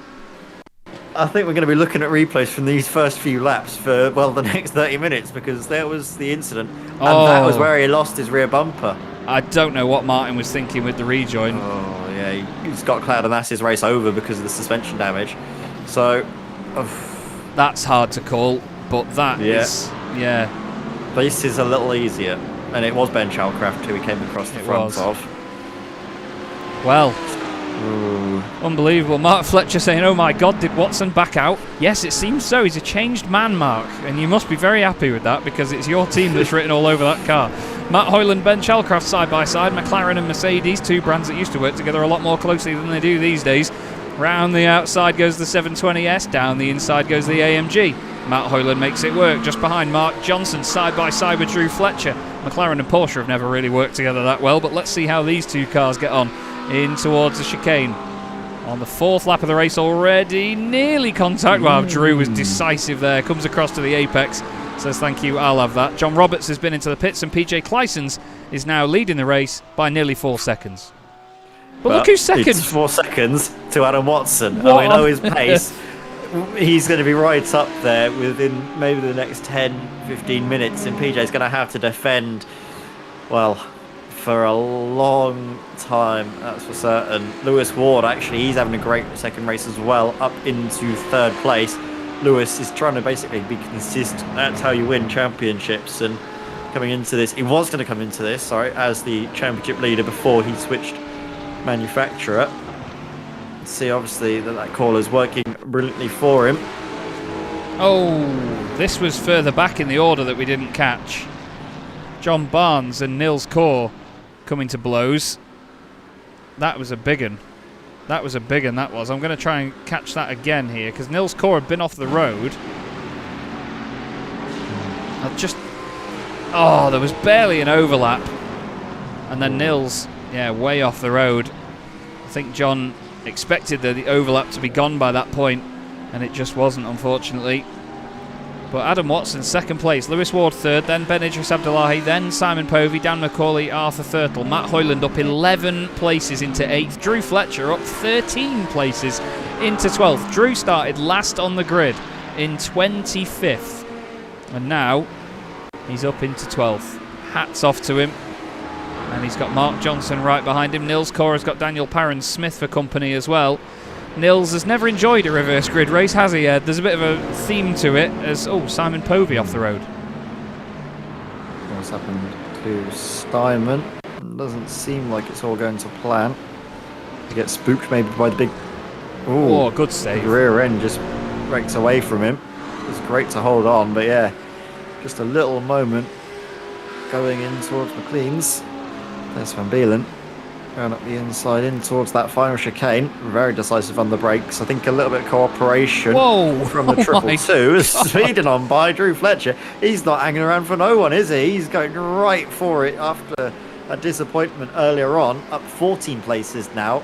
Closing in on a top 10 finish. What a result that would be for Drew if he's able to carry on this fine run of pace. Hopefully that hasn't jinxed him. Two Corvettes together on the circuit. Arthur Thurtle and Simon Povey currently in 6th and 7th. Oh, you had to say it. Oh, no. No. Ed, I can't believe I'm saying this to a commentator, but shut up. For crying out loud. Not good. For crying out loud. What on earth? Is it an incident or is it just him pulling over again? He's pulled over. Something has happened outside of the sim there, I think, and I hope whatever it is, Drew is all right. Not again. Just both of his races, unfortunately, just coming to an early end. But we know his pace is there, and that's one thing that he can take forward into the next round, is that he has the pace to really make things happen in these events. So it's great to see that, and that is hopefully some silver lining to take forward to the next round. PJ Clysons really enjoys these second races, doesn't he? These reverse grids are working brilliantly for him, taking advantage of that position. He does a lot of work. He's gained 5 places since the start of the race, so it hasn't been handed on the plate to him one little bit. He's going to have Adam Watson right up behind him sooner rather than later. That last lap, Adam Watson was 0.8 of a second faster. Just looking at this now, Ben Idris Abdullahi has Lewis Ward and Dan McCauley and Arthur Thurtle right behind him. But how interesting is it to see the teammates from the SRM GT3 Challenge, Lewis Ward and Dan McCauley, together like this? Dan really on the pace tonight in that Mustang. He's having a great old time of it. He says it hates its rear tyres, but he's making that car work. Something rotten. Look at it out the final corner. Gets an almighty launch, side by side with Lewis. I think he's got to slow down, actually. Arthur Thurtle goes with them. Lewis says, no, I'm not letting Simon through. Stuff that. He really wants to die on that hill, doesn't he? And Simon now sitting behind, but Ben Idris Abdullahi up 9 places, Dan up 9 places, Arthur Thurtle up 9 places. They've all worked their way through the field together, and they're having an absolutely amazing run. Yeah, it's going brilliantly for Ben. Like you say, he's a driver that we are keeping our eyes on because he keeps getting better and better every time we see him, and this could be a really impressive result if he's able to make it work. He was putting a lot of pressure on Dan McCauley for most of that first race of the evening, and in the second it's now his turn to lead, and he's starting to build, isn't he, a bit more of an advantage to Dan McCauley. That last lap the times were identical between the Mercedes and the Mustang. Lewis Ward just lost a place there to Simon Povey. Not sure if Lewis still had a slowdown or something. No, Simon just says, yep, go on, I'll open the door, and Lewis says, after you, sunshine. No fight in there from Lewis. I think he knows that if he's with Simon, he can stay in this group, as Dan McCauley again enters shot sideways in the Mustang. But I'm really impressed here by Ben Idris Abdullahi and this Mercedes. He's really doing well in this car, and like we said before, you know, we're not going to blow too much smoke up his backside, but he was a great addition to the SRM GT3 Challenge field, and he's just getting quicker and quicker. And in this change to GT3s, this is a real highlight story, isn't it? Because we said that there will be drivers that the GT3 cars suit better than the GT4s, and it's certainly the case for Ben Idris Abdullahi. Leaders, by the way, now separated by, well, under 0.7 of a second. PJ Clysons leads, but Adam Watson in this Lambo is absolutely flying. No one can match him, really. I'm looking at his pace. He's doing 104.1s. The pack in behind, they're doing 104.6s, 104.5s. No one just seems to be able to match Adam Watson. He's in a class of his own, and PJ, it'll have to be an absolutely monumental defensive drive over the next 19 minutes if he's trying to hold on to this race victory. And I don't think that he'd be able to manage it. I don't think any driver really could manage that. We'll obviously see how it happens, because Donington Park is a tricky circuit to force a move. You need to rely on a little bit of a mistake to the car ahead before you can press any of your sort of pace advantage, or theoretical pace advantage. But yeah, Adam has looking like a real menacing threat for a lot of these drivers to contend with over the course of this championship, and he could make it 2 race victories on the bounce in the same night. He absolutely could. And behind him, all of these lot are squabbling over the remains. Ben Idris Abdullahi, the black Mercedes at the front of this group, is the car that's in the final podium spot right now. 4 seconds to the race leader. But then it's Dan McCauley, Arthur Thurtle, Simon Povey, and this man who we ride on board with now, Lewis Ward, in the amazing sounding Porsche 911 992 GT3R. And that was a moment there for Arthur Thurtle. Back end kicking out on the Corvette. Apparently it's a very twitchy and very loose car anyway. We commentated on the ESR GT3 series and saw that car did not want to behave itself. Dan McCauley's Mustang not wanting to behave itself either, just ahead. I think now that Arthur had his moment, Dan said, you're not the only one that can have a sketchy moment here, mate. Watch this. And watch this, says Adam Watson, as he chases down PJ Clysons. PJ will defend until the cows come home. Adam will attack until the cows come home. And I'm intrigued to see whether this one works out for either of them, but they don't want to lose time to Ben Idris Abdullahi. He's 2.5 seconds back. It looks like more of a gap than it actually is, but he is right there. Look at that, PJ parking the car on the inside line. Is he letting Adam go? Adam's through. I think PJ maybe got a slowdown penalty. I don't know. No, it looks like he's just let Adam through there. Thought he was going to let him go through just to rear end him then, but yep, Adam Watson, winner of race 1 tonight on his debut, is now in the lead. It's smart as well, PJ Clyson's really thinking about the bigger picture, knows that Ben Idris Abdullahi has quite a lot of pace with him as well. Yeah. And is maybe thinking about the bigger picture, just trying to use Adam Watson for a bit of free slipstream, follow his lines, maybe learn a few tricks of how he's able to take some of these corners so quickly. And that could aid him in his defence of P2. He's really going to be aiming, I think, for that podium place. You can see that there's still quite a lot of time to go in these races because of how many laps we have. They do feel like they go on for a lot longer than just the 30 minutes. Yeah, absolutely. These 2 drivers on our screens have both gained 10 places each. Dennis Van Beelen from 20th, Mark Johnson from 21st.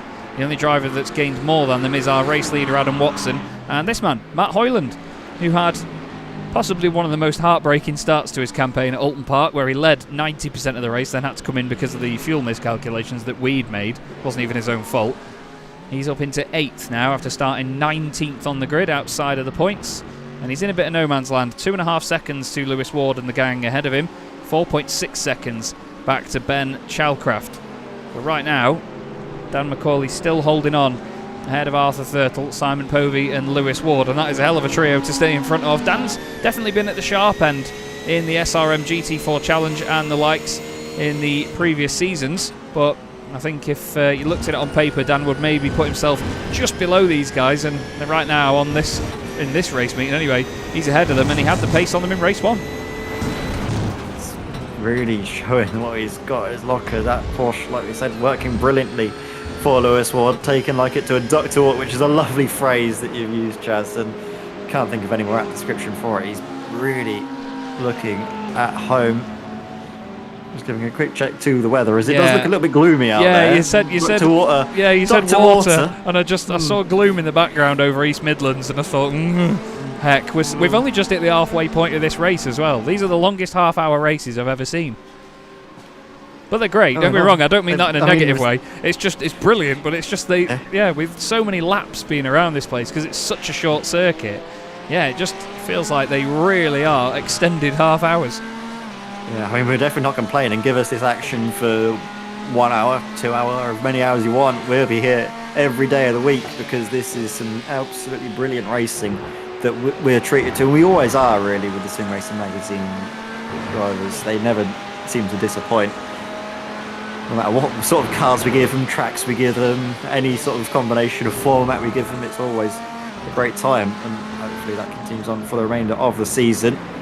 Again, not sure that we'll be getting any rain, can't see any on the forecast, but still, it could just sort of emerge on top of the circuit. Yeah, absolutely. Absolutely. Can't really come up with any more superlatives, though, for Adam Watson. It's the fact that he's made his way through the field to do this as well. Survived all the mayhem in the opening laps, made places where it mattered, and now he leads the race, and he leads for the second time tonight as well. PJ Clysons, as we've said, loves these second races, really benefits from the reverse grid. And that's the thing, you do sometimes get drivers that in qualifying they might not get it right to the sharp end of the order, but then when it comes to the race itself, they can find the pace and the consistency to be a front runner. And PJ Clijstens is certainly showing us that he's got that. And some, it's fair to say, already just seeing all of the battles up and down the grid. This one with Lee Berridge, Mark Johnson, and again that Mark Johnson Legends Racing car, I love it every single time we can catch a glimpse of it. It does look the Dogs Unmentionables. It's just such a beautiful bit of kit. And I mean, the car itself as well. Haven't seen too much of the McLaren up until recently. My God, it looks and sounds like nothing else. Yeah, it's an interesting noise, the McLaren, because it's got that sort of, it's a really, I always describe it as it sounds dry. It sounds like there's no oil in that engine whatsoever. It's a really scrapey, dry noise. Obviously, it's a high revving V8. It's turbocharged as well, which means that usually you don't get a colossal amount of noise out of it. I mean, listen to the Ferrari. It's like a really fast Hoover. But the McLaren just, yeah, it has a bit more of an aggressive sound to it out of all these high revving V8s. There's no PJ Clijstens. Oh, no. What's happened to him now? He's had something that's seemingly taken his attention as well, unfortunately. Is it Pancake Day or something? I'm not sure what's going on. Why is everyone suddenly stopping? Well, Drew Fletcher and PJ Clijstens are clearly off to the same pub, but Dan McCauley, that means, has moved up to third place. Arthur Thurtle now fourth, Simon Povey in fifth. And what this does mean is that we're on for a very similar podium to race one, but this time Ben Idris Abdullahi is in front of Dan McCauley instead of behind him. It's just we're missing Arthur Thurtle. Arthur's fourth. How's that worked out? That is funny how these things can occur and happen. But yeah, looking very good for Adam Watson, to say the least. Currently leading with about 11, 12 minutes to go in this race. Then you just had Abdullahi in behind. I mean, Adam Watson, we keep talking about how great he is, but I don't think we've seen any sort of pace and performance like this, at least compared to sort of some events where Simon's really been on it. Yeah, he's just absolutely flying at the front, isn't he? Ooh, that was quite far down the inside by Daniel Perrin-Smith. Bit of a blink in and out there by Nils Core. His terrible internet is almost a legend at this point in SRM, but it's never been bad enough to cause major accidents from what we can remember. Daniel Perrin-Smith, though, sticking with them inside the points right now, and after the amount of spins that Daniel's had tonight, sorry Daniel for showing so many of them off, he's actually doing very, very well in that Ferrari to have recovered. He's still gained 5 places from where he started. Mark Johnson just 2 places ahead, has gained 10, and Dennis Van Beelen 2 places ahead of that, just in front of Lee Berridge, has gained 11. So these guys are all having a belter of a time. Drew said he took damage on the rear suspension going past Hines and got a meatball flag. That's absolutely devastating. That is. So it broke the suspension and then that was it. And for those that don't know, a meatball flag is a black flag with an orange circle in the middle. It means that something is wrong with the car and it's not considered safe for you to continue, whether that be bodywork hanging off, whether it be mechanical damage determined by the sim. But the suspension on GT3 cars can be, well, it feels like it's made out of cracker bread sometimes, and we've seen it before in TCR cars, but yeah, not quite to that extent. So unfortunately, Drew out of the race when he was going so well, making up so many places up the order. That is absolutely devastating. He was very close to Hines as he went through. Daniel Perrin-Smith sticks his nose down the inside. Mark Johnson tells him it's very much not wanted there, thank you. See what they do now as they head down towards the chicane. Only 9 minutes of this race left to go. Lap 20 at this present moment. Mark turned in a little bit early there. Dan turned in late, and that was, well, you saw the benefits and the detriment of both sides of that. Yeah, Daniel with a little bit of a better run out of the corner. He's going to look to the inside. Is he going to be committed enough on the brakes? You can see the speed and the room being afforded all the way around the outside. It's going to help out McLaren as they make their way down through the craners. Comes to Simon Price now, battling with Chris Jennings. Chris, who found himself higher up the order, but then with a little bit of a mistake into turn 1, lost out on that favourable good position, but gaining one back up into 16th. just outside the points. That points playing position, the final one at least, is going to Kim Such in 15th place for Oris Racing. Tim Perry ahead of him, who's had to sort of do a bit of a recovery drive, I think it's fair to say. Not the evening that Tim would have been hoping for, that's for certain. It's coming to the pits, didn't he? Right at the end of lap 1. I don't know if we found out what exactly it was for. I think he might have had a meatball flag of his own, actually. It might have been a fast repair. He was stationary for 3.8 seconds in the pits. So, yeah, he's had to stop for something and then get going again. But he's recovered back into the points, at least 14th place for him at the moment. He lost a few places early on in race 1, but he'll be pleased with the fact that he remained in a decent point-scoring position from that point. We look here at Dan McCauley and Arthur Thurtle, who are still close together. Simon Povey and Lewis Ward just behind them. This has been a great resurgence for Dan, it has to be said. I know I may be slightly biased, but he's really had a great night at this, to be fair to him. Not many podiums in other series. Daniel Parent-Smith has been off the road again. What is happening to Daniel Parent-Smith? He's just clipped the gravel. He's kept his foot in it. Oh, would that have been a drive-through? Could have. Not sure. I'm not sure. That's one to think about. Scratch our heads over. Dan McCauley now needing to defend his podium from Arthur Thurtle. Whoa, bit of a touch on the exit there. Arthur side by side, down through the craners. He's making sure that he uses all the spaces, Arthur Thurtle, and they're still side by side into the old hairpin. Now it's going to be the Mustang on the inside. Arthur's going to try and get a cutback. He'll be around the outside for the next section of the circuit, then the inside for McLean's, but no, it's not going to work this time round. Simon Povey suddenly in the picture as well now. It's very likely that Dan and Simon will be communicating here and talking about this as they try and choreograph this one. They are very close friends. Arthur Thurtle still trying to mount an attack, though, on the back of that Mustang. We'll go back on board with the Corvette of Simon Povey. Get a great view. It's a lovely-looking race car, is the Corvette. It's not for me, but I can respect that it's a great-looking race car. As well, Simon having to get on the brakes there. Arthur brakes a little bit early just to make sure it doesn't go into the back of that Mustang, because, let's face it, the little lightweight Corvette that looks like it's made of paper would just bounce off that absolute powerhouse of a car. Lewis Ward sort of in the wings waiting here and not doing a massive amount at present, but all these guys have gained a lot of positions in this race, so they don't want to throw away that progress that they've made up to now, do they? Yeah, it doesn't really want to have all of that hard work come undone. That's just that big brick of a Ford having to defend. Build a wall, it'll need to be a big one to keep Arthur Thurtle and Simon Povey at bay. Just see Lewis Ward.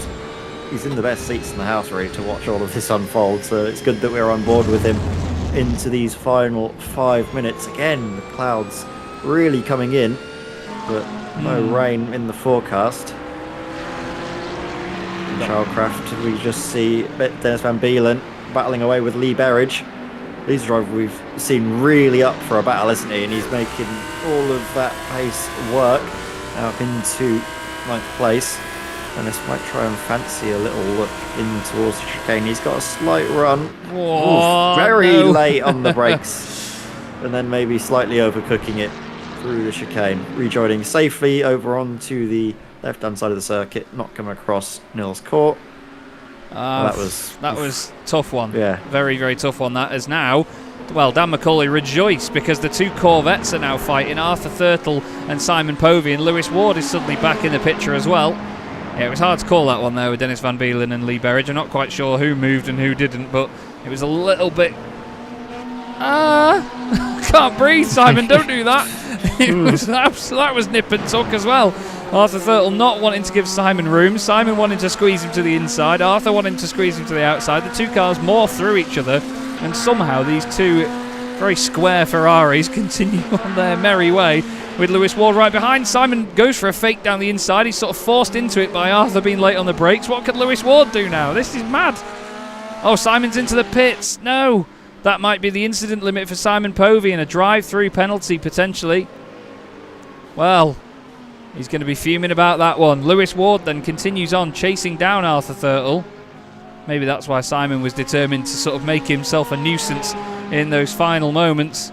But we need to go back to the front because Adam Watson in this Lamborghini Well, he's turned up and he's conquered, hasn't he? He really has. There's been no one that's, like we said, been able to really lay a glove on him. He's just... you kind of run out of superlatives, I think, for when a driver's been this dominant at a circuit. And on his debut as well, it's just ominous. I think that's the perfect word we can use. Just like those big clouds in the background, it is a little bit ominous for what could be to come over the course of this season. 3 minutes to go. Should get 3 laps out of it because obviously get the white flag for the end of the countdown. Absolutely, and to be fair as well, we've still got 8 different manufacturers in the top 10, which is just a joy to see it. 2 of them, Ford and Mercedes, Nils Core gets very close to the back of Lee Berridge, skips across the curb, and I think he's going to lose a bit of time there to his stablemate Dennis Van Beelen, who on earth has made a massive mess at the end of the pit lane. There's a lot of smoke coming from the end of the pit lane. I'm not quite sure where that's come from. It's not Simon Povey, is it? No, because he's in this fight. Simon finds himself in 11th position. Was it Drew Fletcher's engine exploding? Because iRacing does this thing where if the cars have been sat in the pit lane long enough, the oil pressure does this weird thing where it builds up enough to blow the engine up when it's sat there for so long. And Drew's been sat in the pits for 20 minutes. And Simon now tries to find his way around the Audi of Dennis Van Beelen. Around the outside, Dennis has gained 10 places so far in this race, and he won't want to risk that with too defensive a manoeuvre as Simon through. Lovely move. He's not got it completed yet, though. They go up to Coppice, and there's still a slight overlap. Now the Corvette gets in front, and that's the Simon Povey we know and love. He'll be devastated after that incident point, putting him over the limit earlier on and getting a drive through. He's now back to where he started the race, actually. He and Heinz Mayer are the only cars that are running where they started. Yeah, it's been a very topsy-turvy race for a lot of drivers, and Simon could still find himself gaining another place. He's not got a lot of time to go, but got the Nils Core Ford Mustang just up ahead. Nils Core, though, I think he's trying to maybe have a battle with Lee Berridge by the looks of things. Yeah, 2 cars are very close together. We're just having a quick look at Matt Hoyland then. He's gained 13 places in this race so far. Matt is second biggest mover in the field, and again, he's in a bit of no man's land with nobody to fight around him. We've got Adam Watson coming out of the final couple of corners now to start the last lap of the race. Lee Berridge is going to defend this position with his life. He's only lost 3 places from where he started as well. Started 5th on the grid, had a very scary run down to turn 1, actually, nearly making contact. I think actually it was Nils Core that he made contact with in that opening lap. As there's more contact between the 2 of them going this way and that way. Nils Core gets an epic run out of Coppice. The 2 of them are side by side, they're banging doors on the way into the chicane. I'm not sure why. Lee absolutely sends it. A little bit too much valour there for him as Dennis Van Beelen has to get out of it. Lee flashing the lights, but I'm not quite sure why. One way then the other. He's still moving around, and well, that was going to happen. That was always going to happen. I don't know what Lee's agenda was there. It seemed like initially he was the one that caused that, but we'll have to look back at it. Yeah, that was one that we'll definitely need to have a little bit of a post-mortem on. That move was unnecessary. That move is unnecessary. Not sure if that was a door bang back by Nils. And then it was just like he was so focused on Nils Core that he just lost an idea of who was around him. He's moving left and right and all the time, and that was just... And then Simon's out as well. Simon gets out because that puts him over the limit, and he's DQ'd. Adam Watson wins. Benedris Abdullahi second. Dan McCauley third for his second podium night. Arthur Thurtle, then Lewis Ward. Matt Hoyland, 13 places gained. Take a bow, son.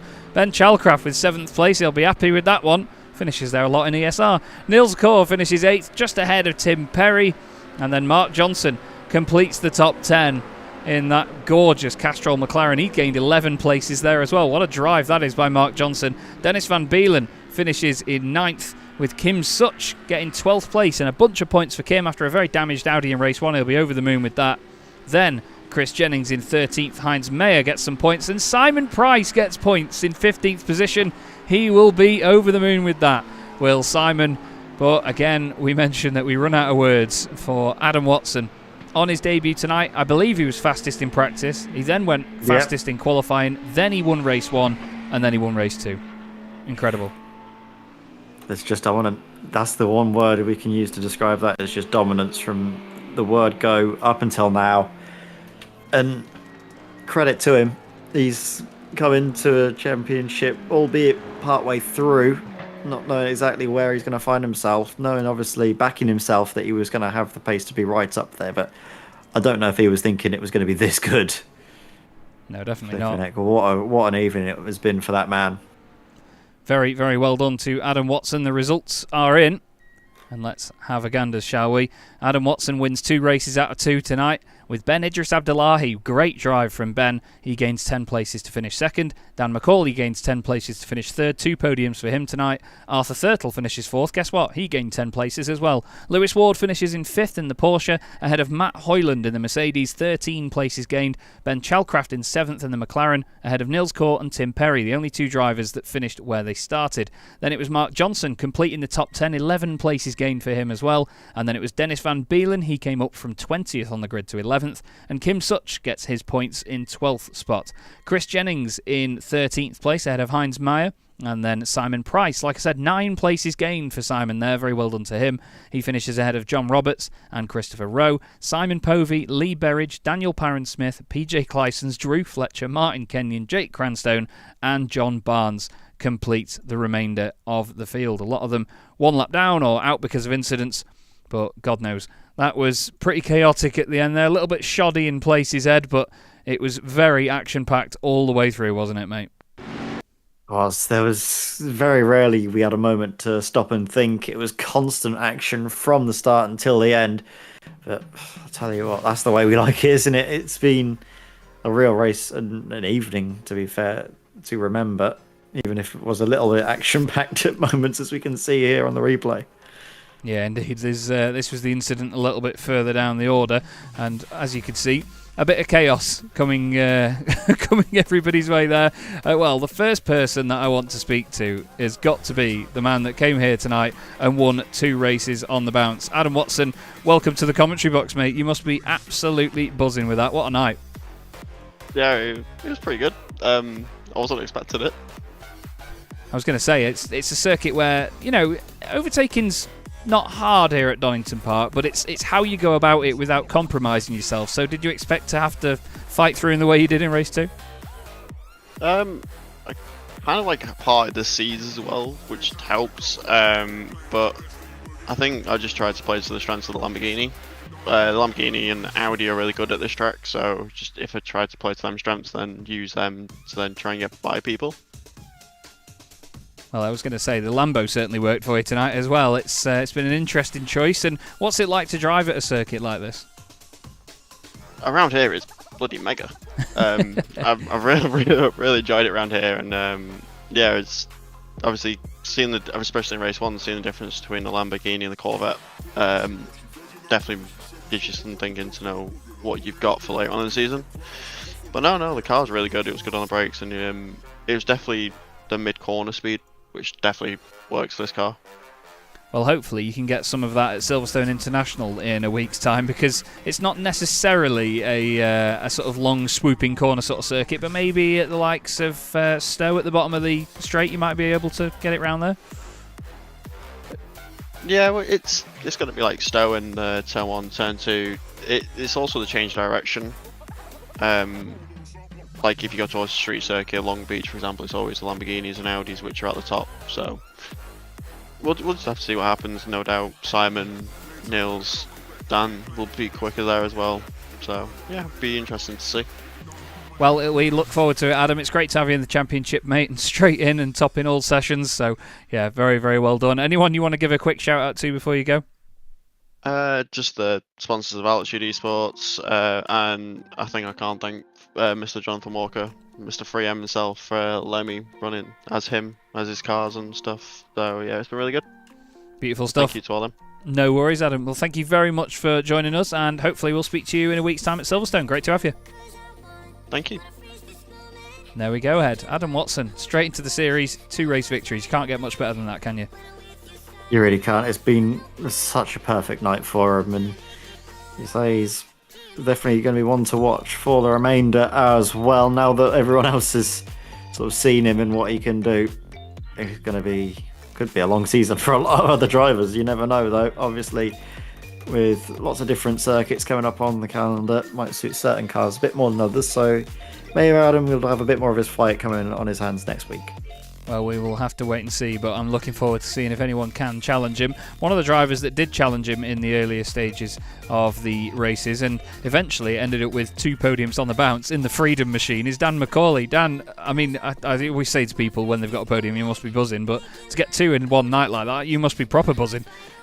Mate, I have no idea where that second one came from. My old man was watching and he texted me after the first one saying P3, and I was like, yeah, but don't expect another one, and here I am. Don't know how that one happened.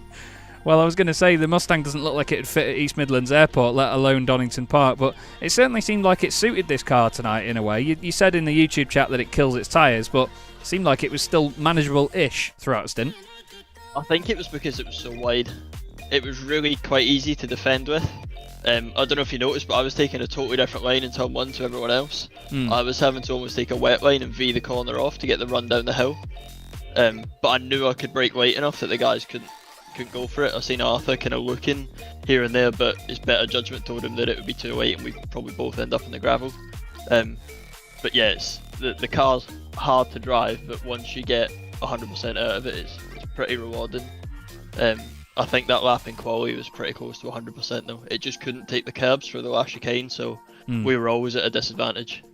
Well, I was going to say, there's certain cars, and obviously with the great mix of GT3 cars, you see the different sort of strengths and weaknesses, mainly when it comes to undulation and curbs. So I was going to ask if it was the bigger cars that do naturally absorb it better, or whether the Mustang feels just as fragile. I would have thought it would have been better over the curbs, but because this front splitter's so low, that hits it before the wheel. Right. Especially how big these curbs are. Like, there was some at Brands that we could take, so like, I can't remember what the corner is, the one at the top of the hill. It felt really easy over that, but here the sausage curbs just throw it all over the place. Even the curb in turn 1 was lifting the car up a few times.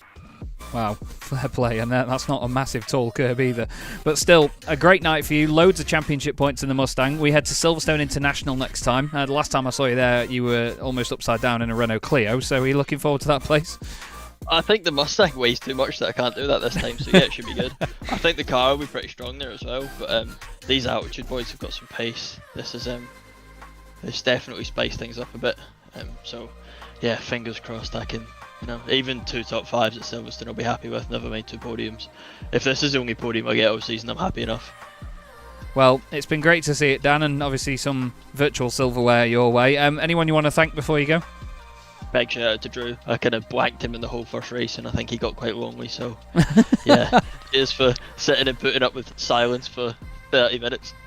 It's not often it gets that with us too, but thanks for jumping in, Dan. Great to speak to you, great to see the results, mate, and we'll see you soon. Nice to mate, catch you in a bit. Well, 2 podiums for the Freedom Machine tonight. I want to speak to Ben Idris Abdullahi as well, because Ben got 2nd place in that race. Ben, your pace has come alive in these GT3 cars. We knew you were quick from GT4s already, but it seems like you suit these GT3s even more, mate. Talk us through it. Yeah, good evening, Chaz and Ed. Not sure what happened for this race, but I was just on it during qualifying and during race 1 as well. Then it just flowed on its own. I was going to say, it's one of those cars, the Mercedes, where if it's at a circuit that suits it, it can be, it can be quite forgiving, but the front-engined cars are a little bit more tricky sometimes, aren't they, than the mid-engine machines? Yeah, for sure. You have to be on point on the entry and then to slide a bit on the exit to make it work. And if you can, you can go fast. And what do you think of Silverstone International, where we're going next time round? Is that a circuit that you've got much experience of? I haven't done much running in the GT3s with it, but we'll see how it goes. I think it is going to be close, since every car will work much better there than the first 2 trucks for now. Well, we look forward to seeing that, Ben. Is there much confidence in the Chicane Online Racing camp then after the first few meetings? Because you've been right up there with Nils the whole time on pace. Yeah, it's and we're there to have fun, to be honest, but we'll see how it goes after that. Well, fingers crossed for you, Ben. Is there anyone you'd like to give a thanks to before you go? Yeah, thanks to everyone at Core, COR, so Dennis, Niels, Chris, and everyone that is watching. You too as well for commenting every race meeting, and then every sponsor as well that makes it happen. great to speak to you, Ben. Thank you very, very much, mate, and we'll hopefully speak to you at Silverstone. Yeah. Flipping heck, I almost feel seduced. He's got the smoothest voice I've ever heard in my life. Flipping heck. My brain's going to run out of my ears in a minute. Let's quickly change that and solidify the brains in here a little bit, shall we? Matt Hoyland in the commentary box. Matt, I had to bring you in. I'm so glad that you waited around, because normally we only do 3 interviews. You must be over the moon with that, mate. 13 places, 19th on the grid to 6th. I bet you've got a right grin on. If it wasn't for race 2, I definitely wouldn't have been sat waiting for an interview. Race 1 was just. I assumed you saw my incident on lap 1. Disaster race 1, but that race 2 was unreal. Like that, every move that I tried just came off. It was just perfect. And then I just found myself in a nice little pocket.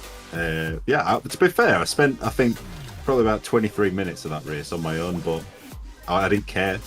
Like, it was nice to be in a position just to not care, because I was actually doing well. Like, there was no pressure behind. I was trying my best to catch the guys in front, but they're just the actual pace of this grid is just stupidly fast. Like, they're in a pack, they're holding each other up, and I'm still losing like 2 cents a lap to them. But yeah, I can't ask for much more, to be honest, especially in the Mercedes, which I don't really have that much experience with, and I'm getting to grips with it, but it's a tricky little beast. Well, as long as you're enjoying yourself, Matt, that's the main thing. That's what we want here at SRM and in this championship. Is there anyone you'd like to give a quick thanks to before we let you go? Because we need to wrap up, unfortunately. I'll give a thanks to the series sponsors, obviously. You guys as well for running it. It's been really good so far. I know I'm pretty new here, but I'm really enjoying myself, and thank you to everyone involved.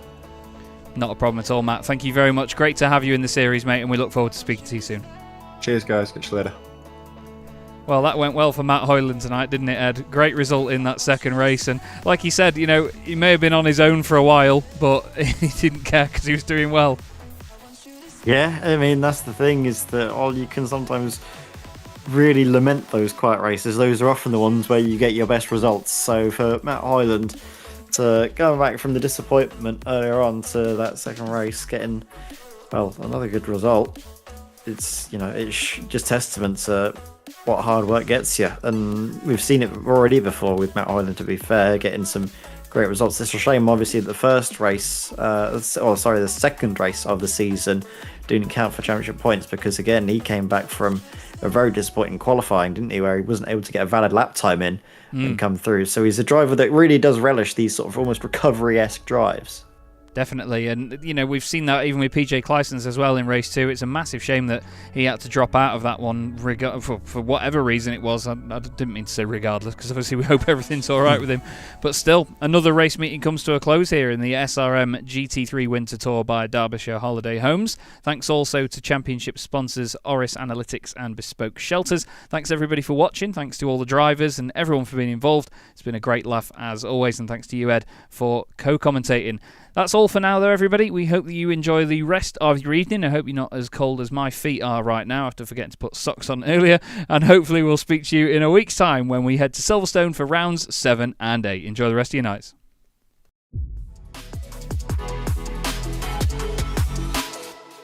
4 French drivers at the French Grand Prix trying to win this on the final lap. The 3 wide again, Guillaume down the inside. Guillaume moves across, they're both in front of Milan and Pouget. Before you know it, we find ourselves here in the very final race of the competition. And then they see truck racing and they think, this is crazy, you know, these are 5-ton machines, 1200 horsepower brake. Oh, look at that switchback. Oh, you can look, and the drift is going off.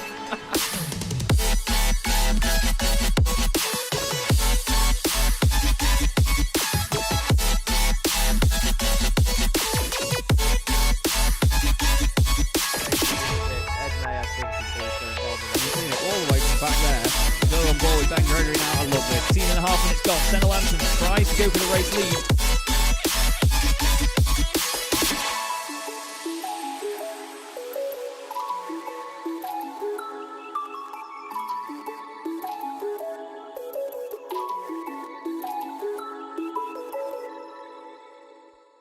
Racing isn't easy, but experiencing it is.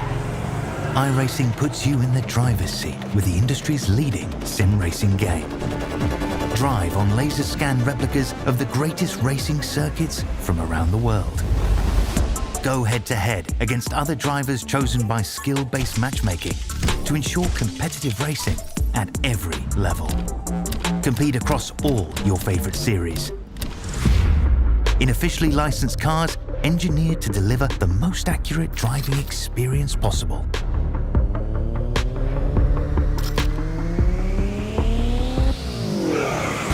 Join a race or host your own with players from across the globe. Race against the computer or in a league with friends. Feel the thrill behind the wheel. Visit iRacing.com.